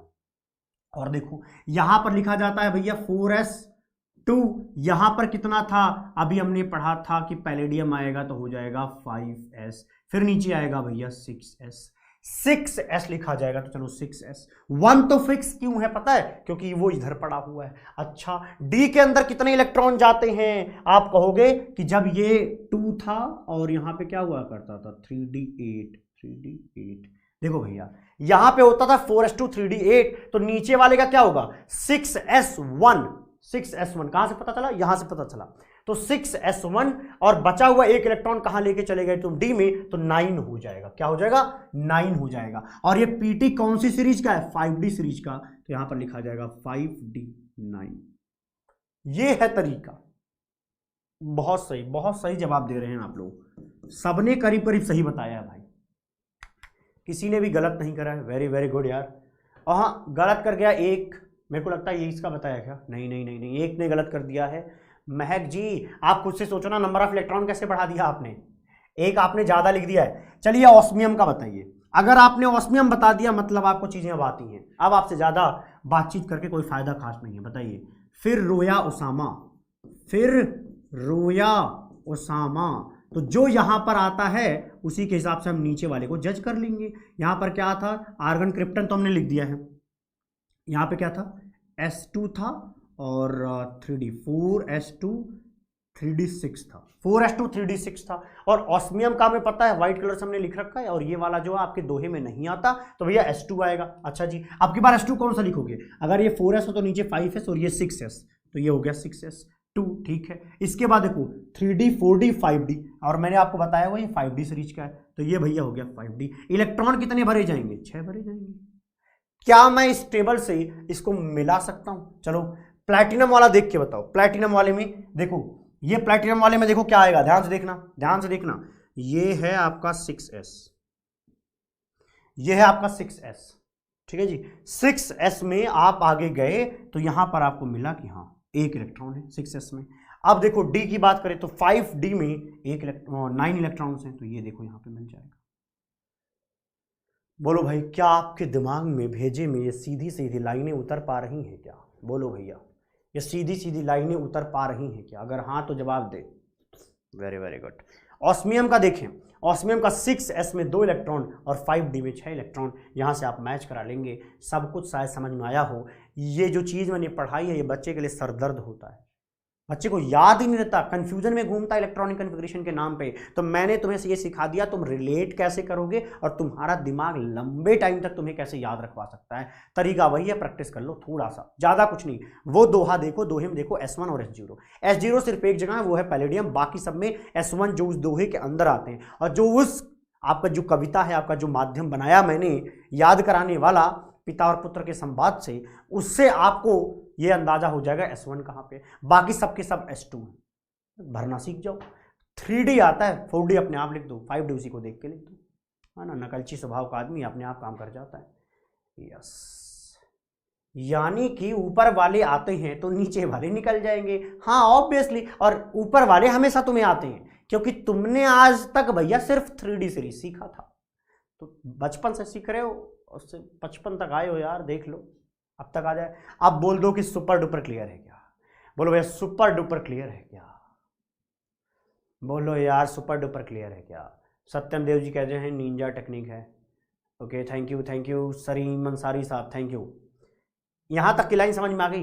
ये सरदर्द था, मैंने उतार दिया है, मुझे पता है। आप घर पे बैठोगे इत्मीनान से और सबका खुद लिखोगे, 3D 4D 5D और 6D में से सिर्फ 2 AC और RF, उनके इलेक्ट्रॉनिक कॉन्फ़िगरेशन खुद बैठ के घर पे इत्मीनान से लिखना शुरू करो। ठीक है जी, कर लोगे? हाँ अब आगे बढ़ता हूं, यहां पे देखो, इनको आपने देखा होगा कहीं ना कहीं, ये तो आपने देखा होगा Ni with H2,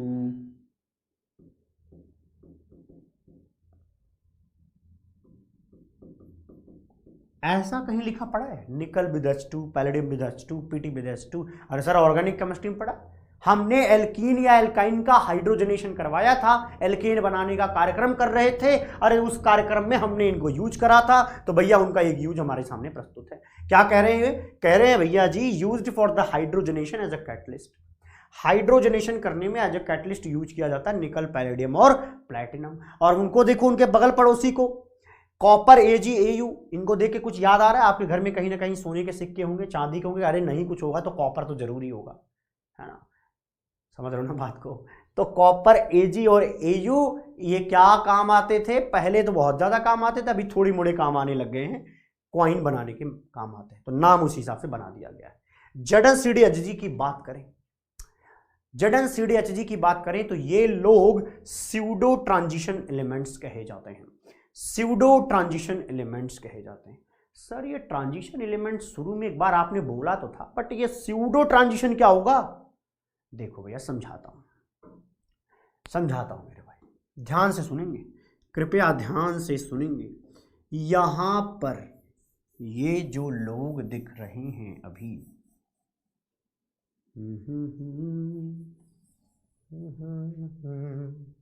ये जो डी ब्लॉक के एलिमेंट्स हैं ना, ये जो डी ब्लॉक के एलिमेंट्स हैं, इनको हम ट्रांजिशन, सही लिखा क्या? ट्रांजिशन एलिमेंट्स कहते हैं, इनको हम ट्रांजिशन एलिमेंट्स कहते हैं।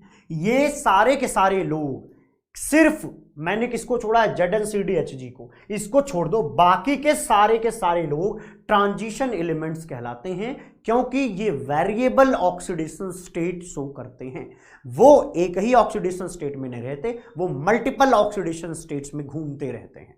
ठीक है जी, कभी आयरन 2+ में, कभी आयरन 3+ में, इनमें नजर आता है, मतलब उसके एक से ज्यादा ऑक्सीडेशन स्टेट्स होते हैं, और उसके कई रीजन है। पहला बेसिक जो IUPAC ने डेफिनेशन दी है वो मैं आपके सामने प्रस्तुत कर देता हूं। IUPAC ये कहता है ट्रांजिशन मेटल्स वो मेटल्स होते हैं जिनके, ध्यान से सुनना, जिनके डी ऑर्बिटल्स कंप्लीटली फिल्ड नहीं होते हैं, जिनके डी ऑर्बिटल्स कंप्लीटली फिल्ड नहीं होते हैं। और आपको पता है ZnCdHg का अभी आपको निकाल के दिखाया गया था, यहां पर D10 इलेक्ट्रॉनिक कॉन्फ़िगरेशन आता है। अगर D10 आता है तो इनका D जो है कंप्लीटली फिल्ड है, और कंप्लीटली फिल्ड है तो ये ट्रांजिशन एलिमेंट्स नहीं कहलाएंगे, बाकी के सारे लोग ट्रांजिशन एलिमेंट्स कहलाएंगे। ठीक है जी, क्या आप मेरे साथ हैं? है ना जी। अब देखो होता क्या है, आपके पास ना दो चीजें आती है, ऐसे बोला जाएगा डी ब्लॉक एलिमेंट्स और कहा जाएगा ट्रांजिशन मेटल्स। ये दोनों में अंतर क्या है? देखो ये भाई साहब भी डी ब्लॉक के एलिमेंट है, ZnCdHg, ये डी ब्लॉक के अंदर तो ही है, लेकिन वो ट्रांजिशन मेटल्स नहीं है। बाकी के सारे लोग, ये जितने लोग आपको दिख रहे हैं, ये ट्रांजिशन मेटल भी हैं और डी ब्लॉक के अंदर तो रह ही रहे हैं, तो डी ब्लॉक के भी एलिमेंट्स वो हो जाएंगे। Okay, after 19 April could we see your recorded lecture. हमेशा देख सकते हो जब तक तुम्हारा एग्जाम नहीं होगा। ठीक है जी, उसके मतलब जब तक आपका मैथ तक का या आगे एक आध महीना चाहोगे तब भी खोल देंगे। आपका जब तक पेपर खत्म नहीं हो जाएगा तब तक ये रिकॉर्डेड लेक्चर्स आपके लिए प्रस्तुत रहेंगे, हमेशा रहेंगे। तो सो डोंट वरी कि नहीं कहीं गायब कर दोगे गुरुदेव आप। ठीक है जी, ओके। हिमांशु सिंह जी जो सवाल पूछ रहे हैं उसका जवाब मैं आगे देने वाला हूं, ठीक है जी, आगे आइए। अब मैं आपको समझाता हूं कि भैया जी ये डी ब्लॉक एलिमेंट्स में एक चीज लिखनी है,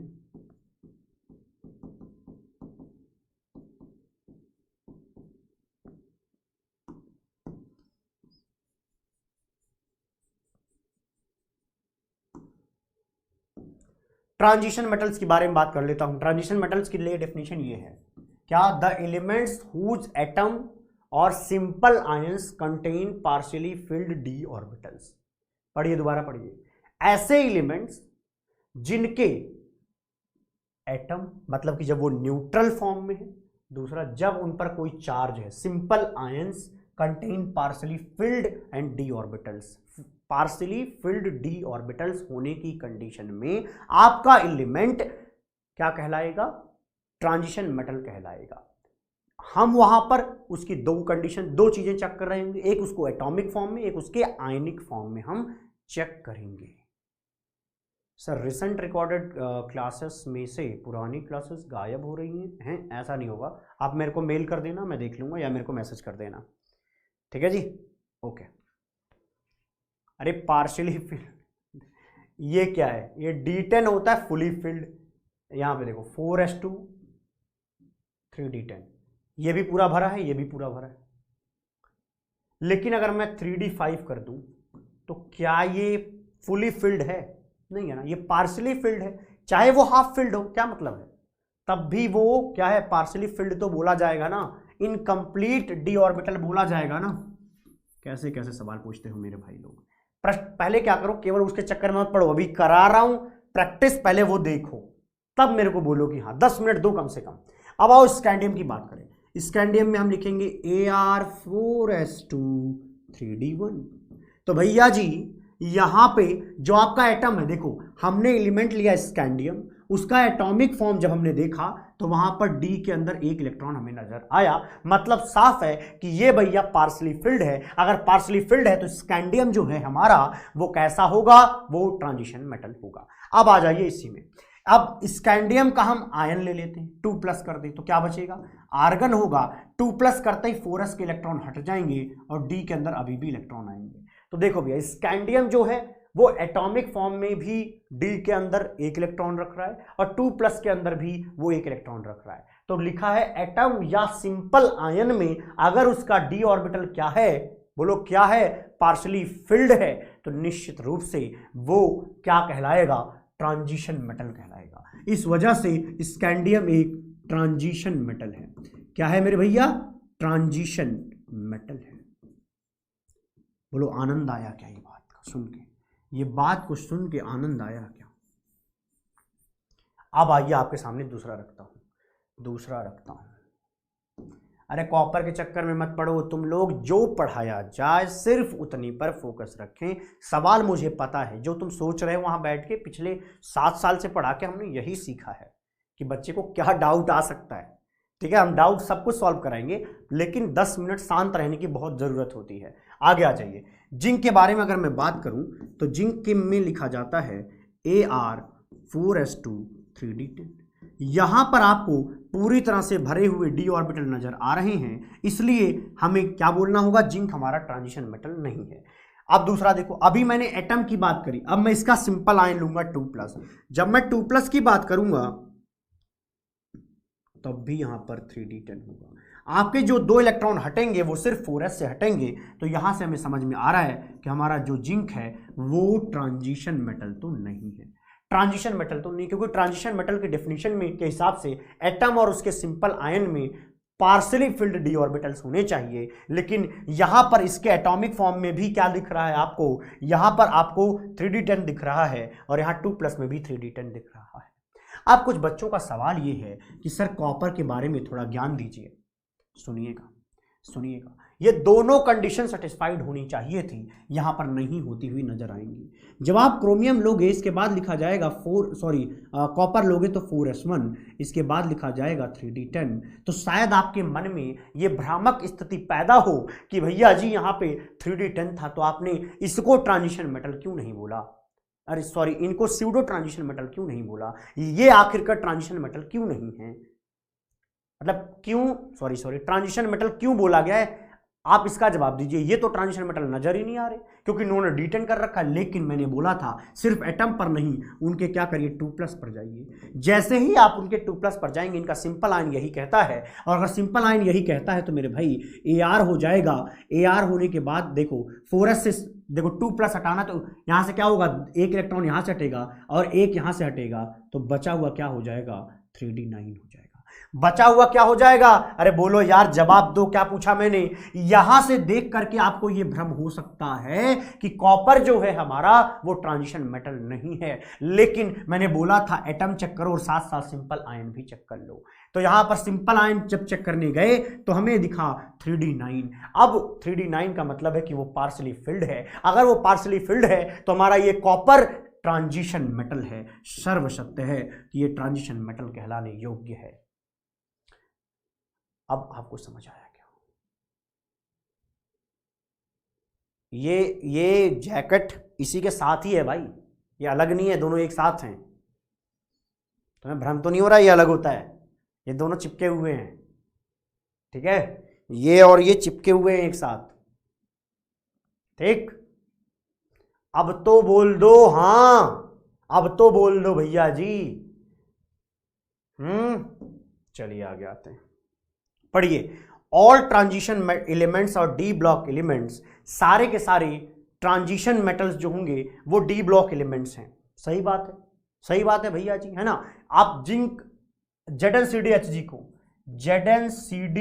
को छोड़कर बाकी के जितने भी ट्रांजिशन मेटल्स थे, ये तो है नहीं, बाकी के जितने भी थे वो तो डी ब्लॉक के एलिमेंट हैं ही, तो एकदम लाइन सही है।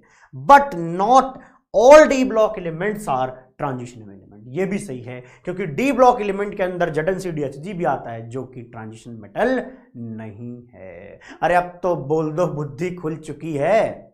सिंपल आयन का मतलब ऐसे बनाना है सर।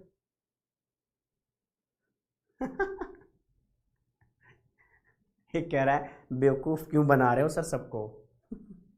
अच्छा जी,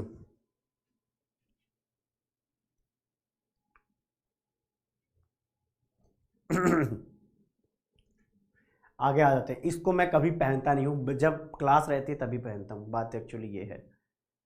ओके, अब आगे आ जाते हैं, और मुझे अच्छा लगता है इसमें क्लास लेना। अब आ गया ये वाई ZnCd। अब ये मैं नहीं पढ़ा रहा भाई, ये आंसर खुद लिखो।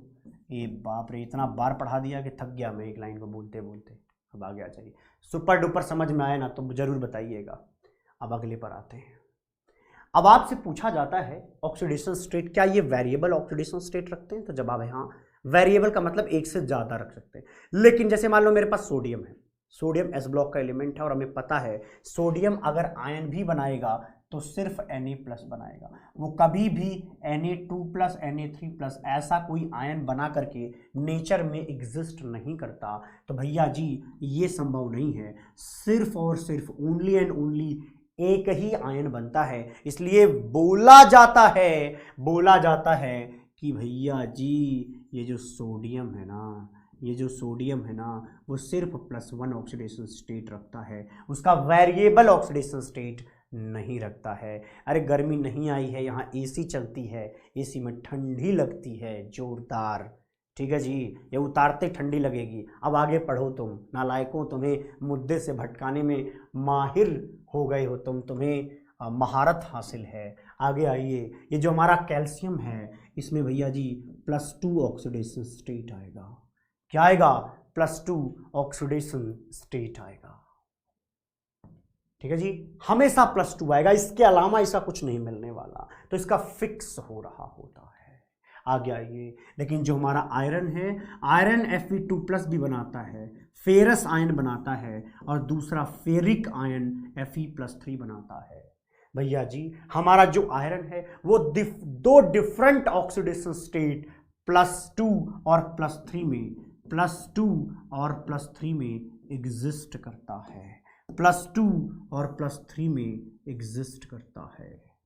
क्या आपको आनंद आया क्या, बोलो भैया आपको आनंद आया क्या। सर एक बार एसी का टेम्परेचर बता दो, 16 डिग्री सेल्सियस। चलो आगे बढ़ते हैं, आगे बढ़ते हैं भाई, क्या आपको ये लाइन समझ में आई? अब देखो, अगर जो हमारा ये Fe है, वो जो Fe है वो ट्रांजिशन मेटल है, और ये भैया जो ट्रांजिशन मेटल है वो एक से ज्यादा ऑक्सीडेशन स्टेट शो कर रहा है, मतलब वो वेरिएशन कर सकता है, अपने ऑक्सीडेशन स्टेट को बदल सकता है। कभी अगर +2 पे है तो +3 में जाएगा, +3 में है तो +2 में जाएगा। तो ये वजह है उसका, ये वजह है कि हम कहते हैं कि हमारी जो ट्रांजिशन मेटल्स होते हैं वो वेरिएबल ऑक्सीडेशन स्टेट शो करते हैं। क्या? वेरिएबल ऑक्सीडेशन स्टेट शो करते हैं। दोबारा सुनेंगे, वेरिएबल ऑक्सीडेशन स्टेट शो करते हैं। अच्छा जी, अब आगे आ जाते हैं। लेकिन हमारा जो जिंक है ये तो भैया ट्रांजिशन मेटल ही नहीं है, और इसी वजह से आप देखोगे ये सिर्फ +2 ऑक्सीडेशन स्टेट शो करता है। इसके अलावा आपको जिंक का कोई ऑक्सीडेशन स्टेट नजर नहीं आएगा, इसके अलावा आपको कोई ऑक्सीडेशन स्टेट नजर नहीं आएगा।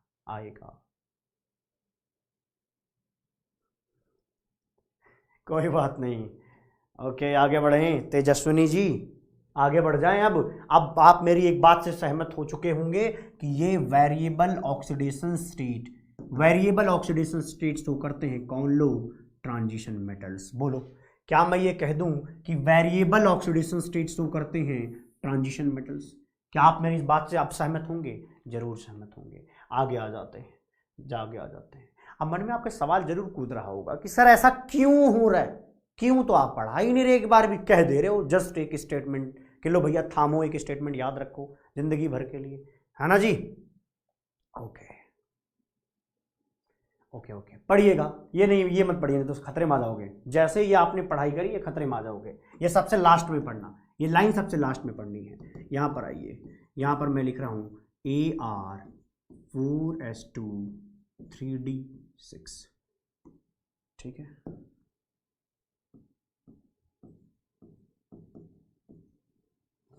Ar4s2 3d6। बोलो जी, क्या हालचाल?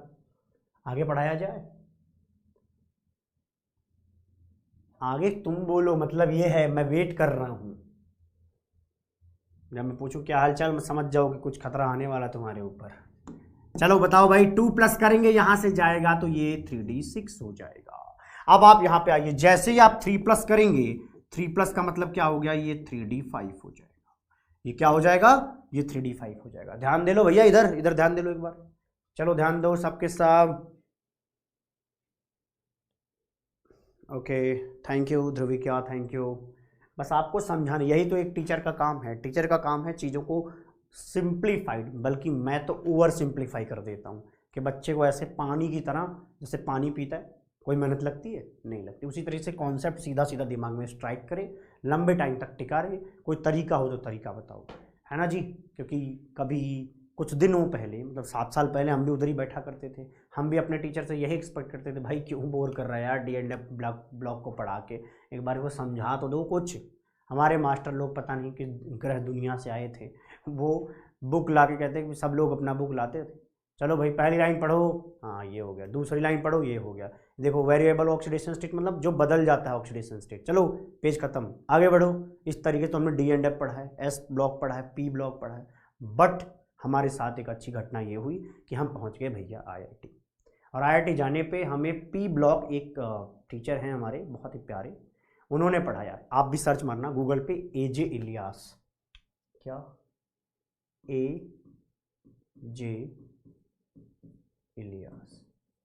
AJ इलियास सर ने हमें पढ़ा दिया P ब्लॉक। और P ब्लॉक को उन्होंने कॉन्सेप्चुअली पढ़ाया, मतलब कॉन्सेप्ट दिया हमें। पहली बार हमने किसी से P ब्लॉक कॉन्सेप्ट में पढ़ा। और जब उनसे हमने P पढ़ा ना, तो मैंने जब यहाँ पढ़ाना शुरू किया तो मैंने S ब्लॉक को पूरा कॉन्सेप्चुअली ढाल दिया। फिर D&F को भी मैंने समेट दिया इस तरीके से कि ताकि बच्चे को सही तरीके से वो चीज़ मिल पाए। ठीक है, आप चाहें तो इनको धन्यवाद दे सकते हैं, उनकी email ID भी लिखी हुई है, मिल जाएगी आपको। ठीक है, ये IIT दिल्ली की वेबसाइट पे मिलेगी। IIT दिल्ली की वेबसाइट पे सर का अपना प्रोफाइल है। चलिए जी, आगे बढ़ते हैं। यहाँ पर देखिएगा, Fe2+ आर्गन, इसके बाद हो जाएगा 3d6, अगले में हो जाएगा 3d5। इसमें किसी को कोई समस्या तो नहीं आ रही है? बोलो भाई, नहीं आ रही है ना? यस। अब मैं आपसे एक चीज पूछूं कि आप एक बात बताओ, ये 2+ वाली चीज 3+ में कैसे पहुंची? आप कहोगे आप कहोगे कि सर यहां पे डी से इलेक्ट्रॉन निकाल दिया, और जब डी से एक इलेक्ट्रॉन निकाला तो D5 बन गया। अब मैं आपसे पूछता हूं ये 2+ कहां से बनाया था, तो आप कहोगे सर यहां से यहां आने में हमने 4s से निकाल दिया। इसका मतलब जब आयरन Fe2+ में जा रहा था तो उसने 4s से इलेक्ट्रॉन निकाल के फेंका, और Fe2+ जब 3+ में जा रहा था तो उसने 3d से इलेक्ट्रॉन निकाल के फेंका। इसका मतलब है आपको इलेक्ट्रॉन निकालने पड़ रहे हैं 4s से और 3d से। कहां से?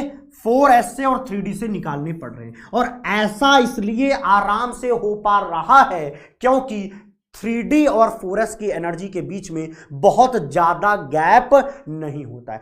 कम गैप होने की वजह से इजीली आपके इलेक्ट्रॉन अवेलेबल हैं, किसके लिए? निकलने के लिए। इस वजह से आपको यहां पर 2+ भी बनता दिखेगा और 3+ भी बनता हुआ दिखेगा, क्योंकि इलेक्ट्रॉन के इजेक्शन में कोई प्रॉब्लम नहीं हो रही है। हाँ, ध्रुव जी ने सही लिखा है, अनिल जे इलियास पूरा नाम है। हाँ, ऑथर है यार, तुम्हें बता रखा है क्या मैंने?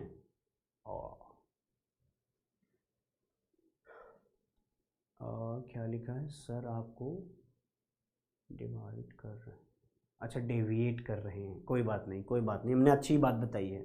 गुरुजी के लोगों का नाम लेना कतई बुरी बात नहीं है। ठीक है जी, आगे बढ़ते हैं।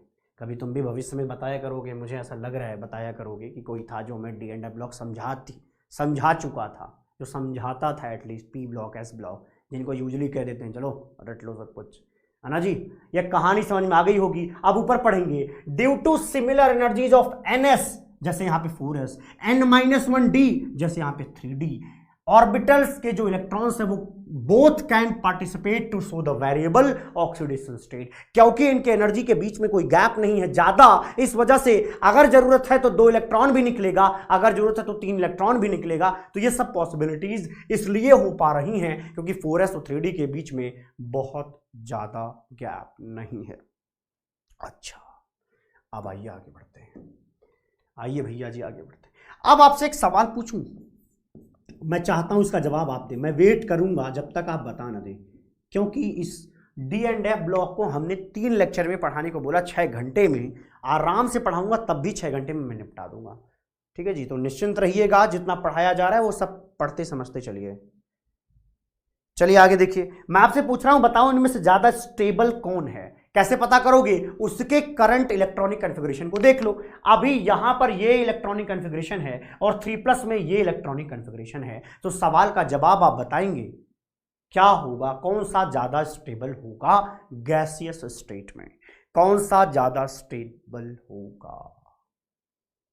बोलो भैया, अरे अब तो बोल दो यार, बोल दो भैया, क्या होगा जवाब? आप कहोगे Fe3+ ज्यादा स्टेबल है सर। इस तरीके से इलेक्ट्रॉनिक कॉन्फ़िगरेशन देख लो ना। अरे कहाँ से जवाब लाया मैंने भैया? कोई ऐसा तो नहीं हमारे घर की खेती है, जहाँ से मन करेगा वहीं से बोल देंगे। हम कहीं ना कहीं से तो कॉन्सेप्ट उठाएंगे। यहाँ पे देखो 3d5 है, और ये भैया अगर हाफ फिल्ड है, अगर ये हाफ फिल्ड है तो निश्चित रूप से ज़्यादा स्टेबल है विद रिस्पेक्ट टू, अरे यार Fe2+ में तो 3d6 है, ना तो ये हाफ फिल्ड ना तो ये फुली फिल्ड, है ना जी। कहानी समझ में आनी चाहिए। Fe3+ is more stable then 2+, मेरी समझ से। वेरी गुड, बहुत सही। एक भाई साहब पूछ रहे हैं आपका नाम क्या है, चलो भैया बता देता हूँ। इसने पूरी कहानी पढ़ ली, अब इसको पता ही नहीं है नाम क्या है।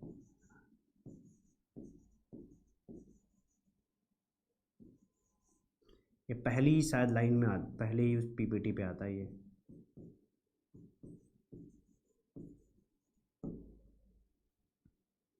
और कुछ लिखें?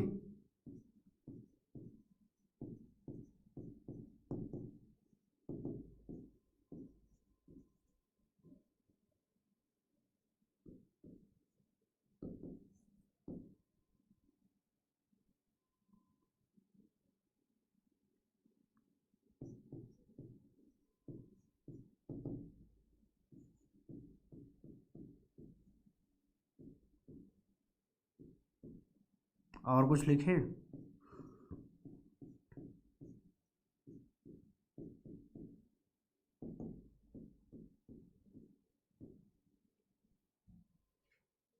चलो आगे बढ़ते हैं। हाँ, एक चीज़ और मैं बताना चाहूँगा, IIT दिल्ली का खास बात, ज्वालामुखी हॉस्टल।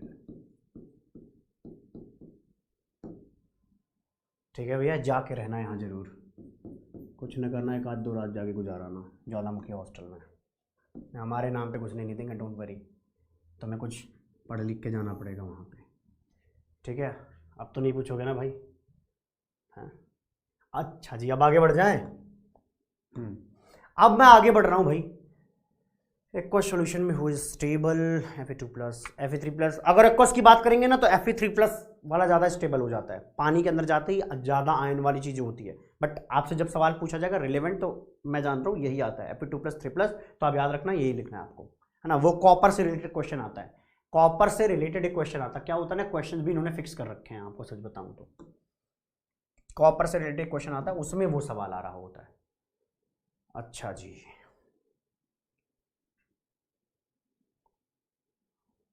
यहां पर अगर हम Mn की बात करें तो यहां पर आपको लिखना होगा आर्गन। चलो बताओ भैया, इनके क्या होगा, कौन ज्यादा स्टेबल, बताओ स्टेबिलिटी किसकी ज्यादा। मैं लिख रहा हूं तब तक आप बताते रहेंगे।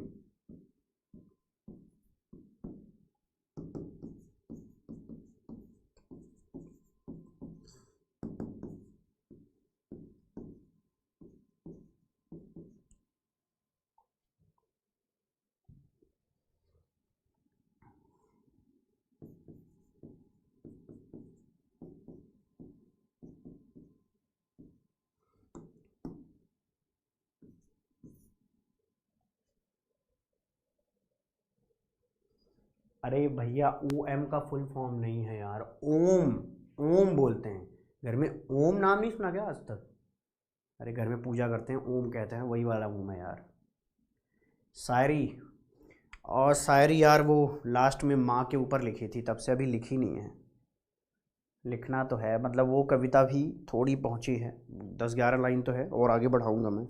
मैंने सोचा है कम से कम माँ के ऊपर लिखी है तो बाप के ऊपर तो लिखी दूँ नहीं तो ऐसा लगेगा कि मतलब एक के ऊपर लिख रखी है। ऐसा तो है नहीं कि एक का ही योगदान होता है ना जी। ओके, सुनाऊंगा सुनाऊंगा, अगली क्लास में सुनाता हूँ, है ना। सोचना पड़ता है भाई उसके लिए। माँ के ऊपर वाली जो आप चाहोगे तो वो तो अभी सुना सकता हूँ, फ़ोन है हमारा सामने, फ़ोन में देख के सुनाना होगा, याद नहीं है फिलहाल। अच्छा जी, आगे आते हैं। अब भैया हमारे आज यहीं तक मैं पढ़ा के ख़त्म करने वाला हूँ। शायद टाइम भी हो गया क्या? नहीं, अभी 35 का, कोई बात नहीं। यहाँ पे आज मैं ये इतना कहानी सुनाऊंगा बस, ऑक्सीडेशन स्टेट तक। अच्छा अच्छा, अभी ये भी है, बस बस इससे पहले तक 2 स्लाइड और पढ़ाऊंगा आज मैं। ठीक है जी, आओ तुम्हें कुछ और सुनाए कहानी हिंदुस्तान की। स्कैंडियम सिर्फ +3 ऑक्सीडेशन स्टेट देता है, और जिंक सिर्फ +2 ऑक्सीडेशन स्टेट देता है। कॉपर के 2 ऑक्सीडेशन स्टेट होते हैं, +1 और +2। सब याद नहीं करना होता, मैं पहले बता दूं भैया, सब याद करना नहीं होता है ना जी। अब जैसे Mn में लोगे, Mn में अगर 4s से दोनों इलेक्ट्रॉन निकालोगे तो +2। अब 4s से तो निकाला, D से 1 इलेक्ट्रॉन और निकाल दिया तो +3। और D के अंदर 5 इलेक्ट्रॉन अगर आपने सब निकाल दिए, D के अंदर के 5 इलेक्ट्रॉन और 4s के अंदर के 2 इलेक्ट्रॉन, तो 7 इलेक्ट्रॉन अगर Mn के अंदर से निकलेगा तो +7 ऑक्सीडेशन स्टेट यहां पर आ रहा होता है। ठीक है जी, ओके ओके, ठीक है जी, कोई दिक्कत तो नहीं है। आपको ये समझ में आ रहा है क्या कि यहां पे Mn में क्या आएगा, मैक्सिमम ऑक्सीडेशन स्टेट +5, क्रोमियम में आएगा +6। ठीक है जी, क्रोमियम में कितना आएगा, +6, यही इंपॉर्टेंट है। और वैनेडियम में आता है +5, वैनेडियम में +5, टाइटेनियम में +4। तो देख लो, मैक्सिमम ऑक्सीडेशन स्टेट ऐसे ड्रॉप करता हुआ दिख रहा है, ए +3, +4, +5, +6, +7। और ये जो टेंडेंसी है बस इतने तक समझना है, अपने को रटना नहीं है, एक बार से थोड़ा थोड़ा सा झलक मिल जाए बस इस बात की, है ना जी। आगे आ जाते हैं, आगे आ जाते हैं भैया जी। कॉपर का तो आपको पता होता है +1 +2, उसमें कोई दिक्कत भी नहीं है, बाकी को आपको रटना ही नहीं है ना। अब आइए, मोस्ट कॉमन ऑक्सीडेशन स्टेट, आपको इसमें सब जगह +2 नजर आ रहा होगा, मतलब सब नहीं, मैक्सिमम जगह +2 नजर आ रहा है क्या, बोलो। मैक्सिमम जगह यहां पे +2 नजर आएगा, तो most common oxidation state in 3D is +2। अनुराग कुमार जी, पूरा नाम कैसे पता है आपको, कैसे जानते हो यार? आगे आ जाओ, हाईएस्ट ऑक्सीडेशन स्टेट आता है Mn का जो कि होता है +7। 3D के अंदर कितना आता है मैक्सिमम +7। बोलो यार क्या आता है +7। रेड पेन यूज कर दो प्लीज। अरे नहीं नहीं रेड दिखता नहीं है, ब्लैक पे रेड बहुत गंदा होता है, अच्छा नहीं लगेगा, है ना जी। आइए हाईएस्ट ऑक्सीडेशन स्टेट, अगर मैं 4D, ध्यान से सुनना, 4D/5D इन सब पे बात करूं तो मैक्सिमम ऑक्सीडेशन स्टेट +8 आता है। 3D के अंदर मैक्सिमम Mn का आता है जो कि आता है +7, लेकिन अगर 4D 5D की बात करूंगा तो Ru और OS के +8 ऑक्सीडेशन स्टेट आते हैं। तो जितना इंफॉर्मेशन यहां पर लिखा गया है हर एक शब्द पर आपकी पकड़ होनी चाहिए। शायरी नहीं, मम्मी पर आपकी जो कविता लिखी गई वो आपको सुना दी जाएगी, क्योंकि मम्मी तो सबकी एक जैसी ही होती हैं, है ना जी। ममता की मूर्त होती है, अभी सुनाता हूँ 2 मिनट में, फिलहाल ये देख लो एक बार यार। अब आगे बढ़ जाऊं। ऑक्सीडेशन स्टेट, ये एक लाइन है जो आपको पहचानी है क्या, the heavy elements in D block, रुको यार, the heavy elements in D block are stable at higher oxidation state. जो हैवी एलिमेंट्स हैं, भैया हैवी का मतलब समझो, जैसे ये है क्रोमियम, क्राइम मोटिवाइफ लिखा, तो ऊपर से नीचे जाएंगे तो एटॉमिक मास बढ़ेगा, अगर मास नीचे जाने पर बढ़ रहा है मतलब वो हैवी हो रहा है। तो ये है कहने का मतलब हैवी एलिमेंट मतलब नीचे लिखे हुए एलिमेंट। 3D से 4D वाला ज्यादा हैवी, 4D से 5D वाला ज्यादा हैवी होगा। ओके अनुराग, ओके समझ गया मैं। अब कुछ बच्चे सोच रहे होंगे अनुराग कौन है सर, किसका नाम ले रहे हो, ये जहां मैं पहले पढ़ाया करता था वहां का स्टूडेंट निकला, कोई बात नहीं, अच्छी बात है, आइए स्वागतम। क्राइम मोटिवाइफ में हमने ये बात समझी कि ऊपर से नीचे जाएंगे ना तो हायर ऑक्सीडेशन स्टेट की स्टेबिलिटी बढ़ेगी, हायर ऑक्सीडेशन स्टेट की स्टेबिलिटी क्या होगी, बढ़ेगी, हायर ऑक्सीडेशन स्टेट की स्टेबिलिटी बढ़ेगी। जैसे क्रोमियम का हायर क्या होता है, क्रोमियम जब अपनी पीक पे होगा तो वो +6 ऑक्सीडेशन स्टेट रखेगा, पूरी फैमिली का अगर मैं +6 लिख दूं, +6, तो सबसे ज्यादा स्टेबल ऑक्सीडेशन स्टेट किनके होंगे, इनके होंगे, नीचे वालों के होंगे विद रिस्पेक्ट टू क्रोमियम के। क्रोमियम के +6 से ज्यादा स्टेबल है ये नीचे के +6 वाले, ये बात जस्ट एक बार याद कर लेनी है। ओके अब आगे बढ़ जाएं, ये बात कल पढ़ाई जाएगी आपको मैग्नेटिक प्रॉपर्टी। मैं आपसे एक बात और बोल रहा हूं भैया जी, आप जब कल क्लास में आए तो कोऑर्डिनेशन केमिस्ट्री पूरा खत्म करके ही आए, क्योंकि कल मैं कोऑर्डिनेशन केमिस्ट्री इतनी बार बोलूंगा कि आपने अगर पढ़ा नहीं होगा तो आपके सर में इतना दर्द होगा कि आपके 2-3 दिन तक उतरेगा नहीं कि भैया पता नहीं क्या पढ़ा दिया, हम तो मानते थे कि ठीक ठाक टीचर हैं और यहाँ पे पता नहीं क्या कर रहे हैं। तो भैया कोऑर्डिनेशन केमिस्ट्री अच्छी तरीके से पढ़ के निपटा के कल आना। आपको ये पता हो मैग्नेटिक प्रॉपर्टी क्या होती है, आपको ये पता हो कलर क्या होता है, कलर व्हील क्या होता है, किस तरीके से कॉम्प्लेक्स का फॉर्मेशन होता है, इन सब पर बुद्धि थोड़ी खुली मिले तब मैं आगे की चर्चा कर पाऊंगा। मैं आगे आपको मैग्नेटिक प्रॉपर्टी के बारे में पढ़ाऊंगा, बताऊंगा। अच्छा जी, चलिए मैं आपको आपकी माँ पर लिखी हुई कविता सुनाता हूँ। बाकी आप भी कुछ सुना सकते हैं, चैट में सुना कैसे सकते हैं, चैट में लिख सकते हैं, तो आप लिख लीजिए भैया, मैं आपके सामने।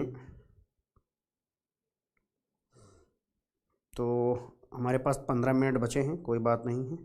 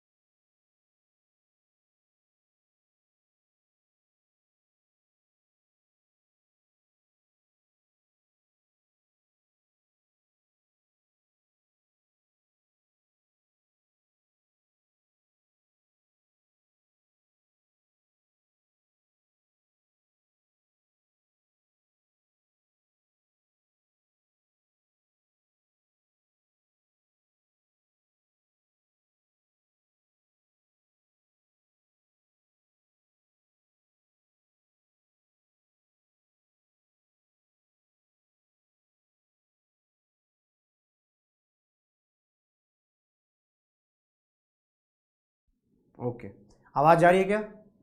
आवाज़ जा रही है क्या, एक बार देखना। अब आ रही होगी, अब आ रही होगी।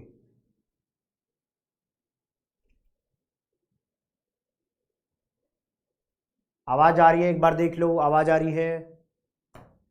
ओके ओके ओके ओके, शायद आवाज़ आ रही है, हाँ, क्योंकि वाइब्रेशन यहाँ पे हो रहा है।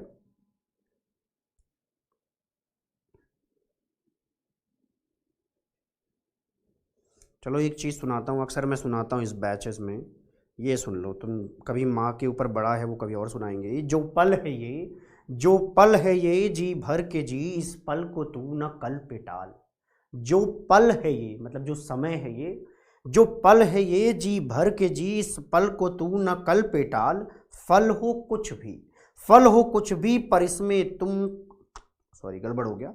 फल हो कुछ भी पर तुम इसमें खुद को झोंक डाल। निराश मन हो या मौन अधर, निराश मन हो या मौन अधर, या कुटिल यादों का माया जाल, इन सब पर विजय मिले तुझको, इन सब पर विजय मिले तुझको, कुछ रंग बिखेर तू ऐसे लाल। जो पल है ये जी भर के जी, इस पल को तू न कल पे टाल। मिलते हैं अगली वीडियो में, तब तक के लिए खुश रहिए, प्रसन्न रहिए, बाय बाय, टेक केयर। ठीक है।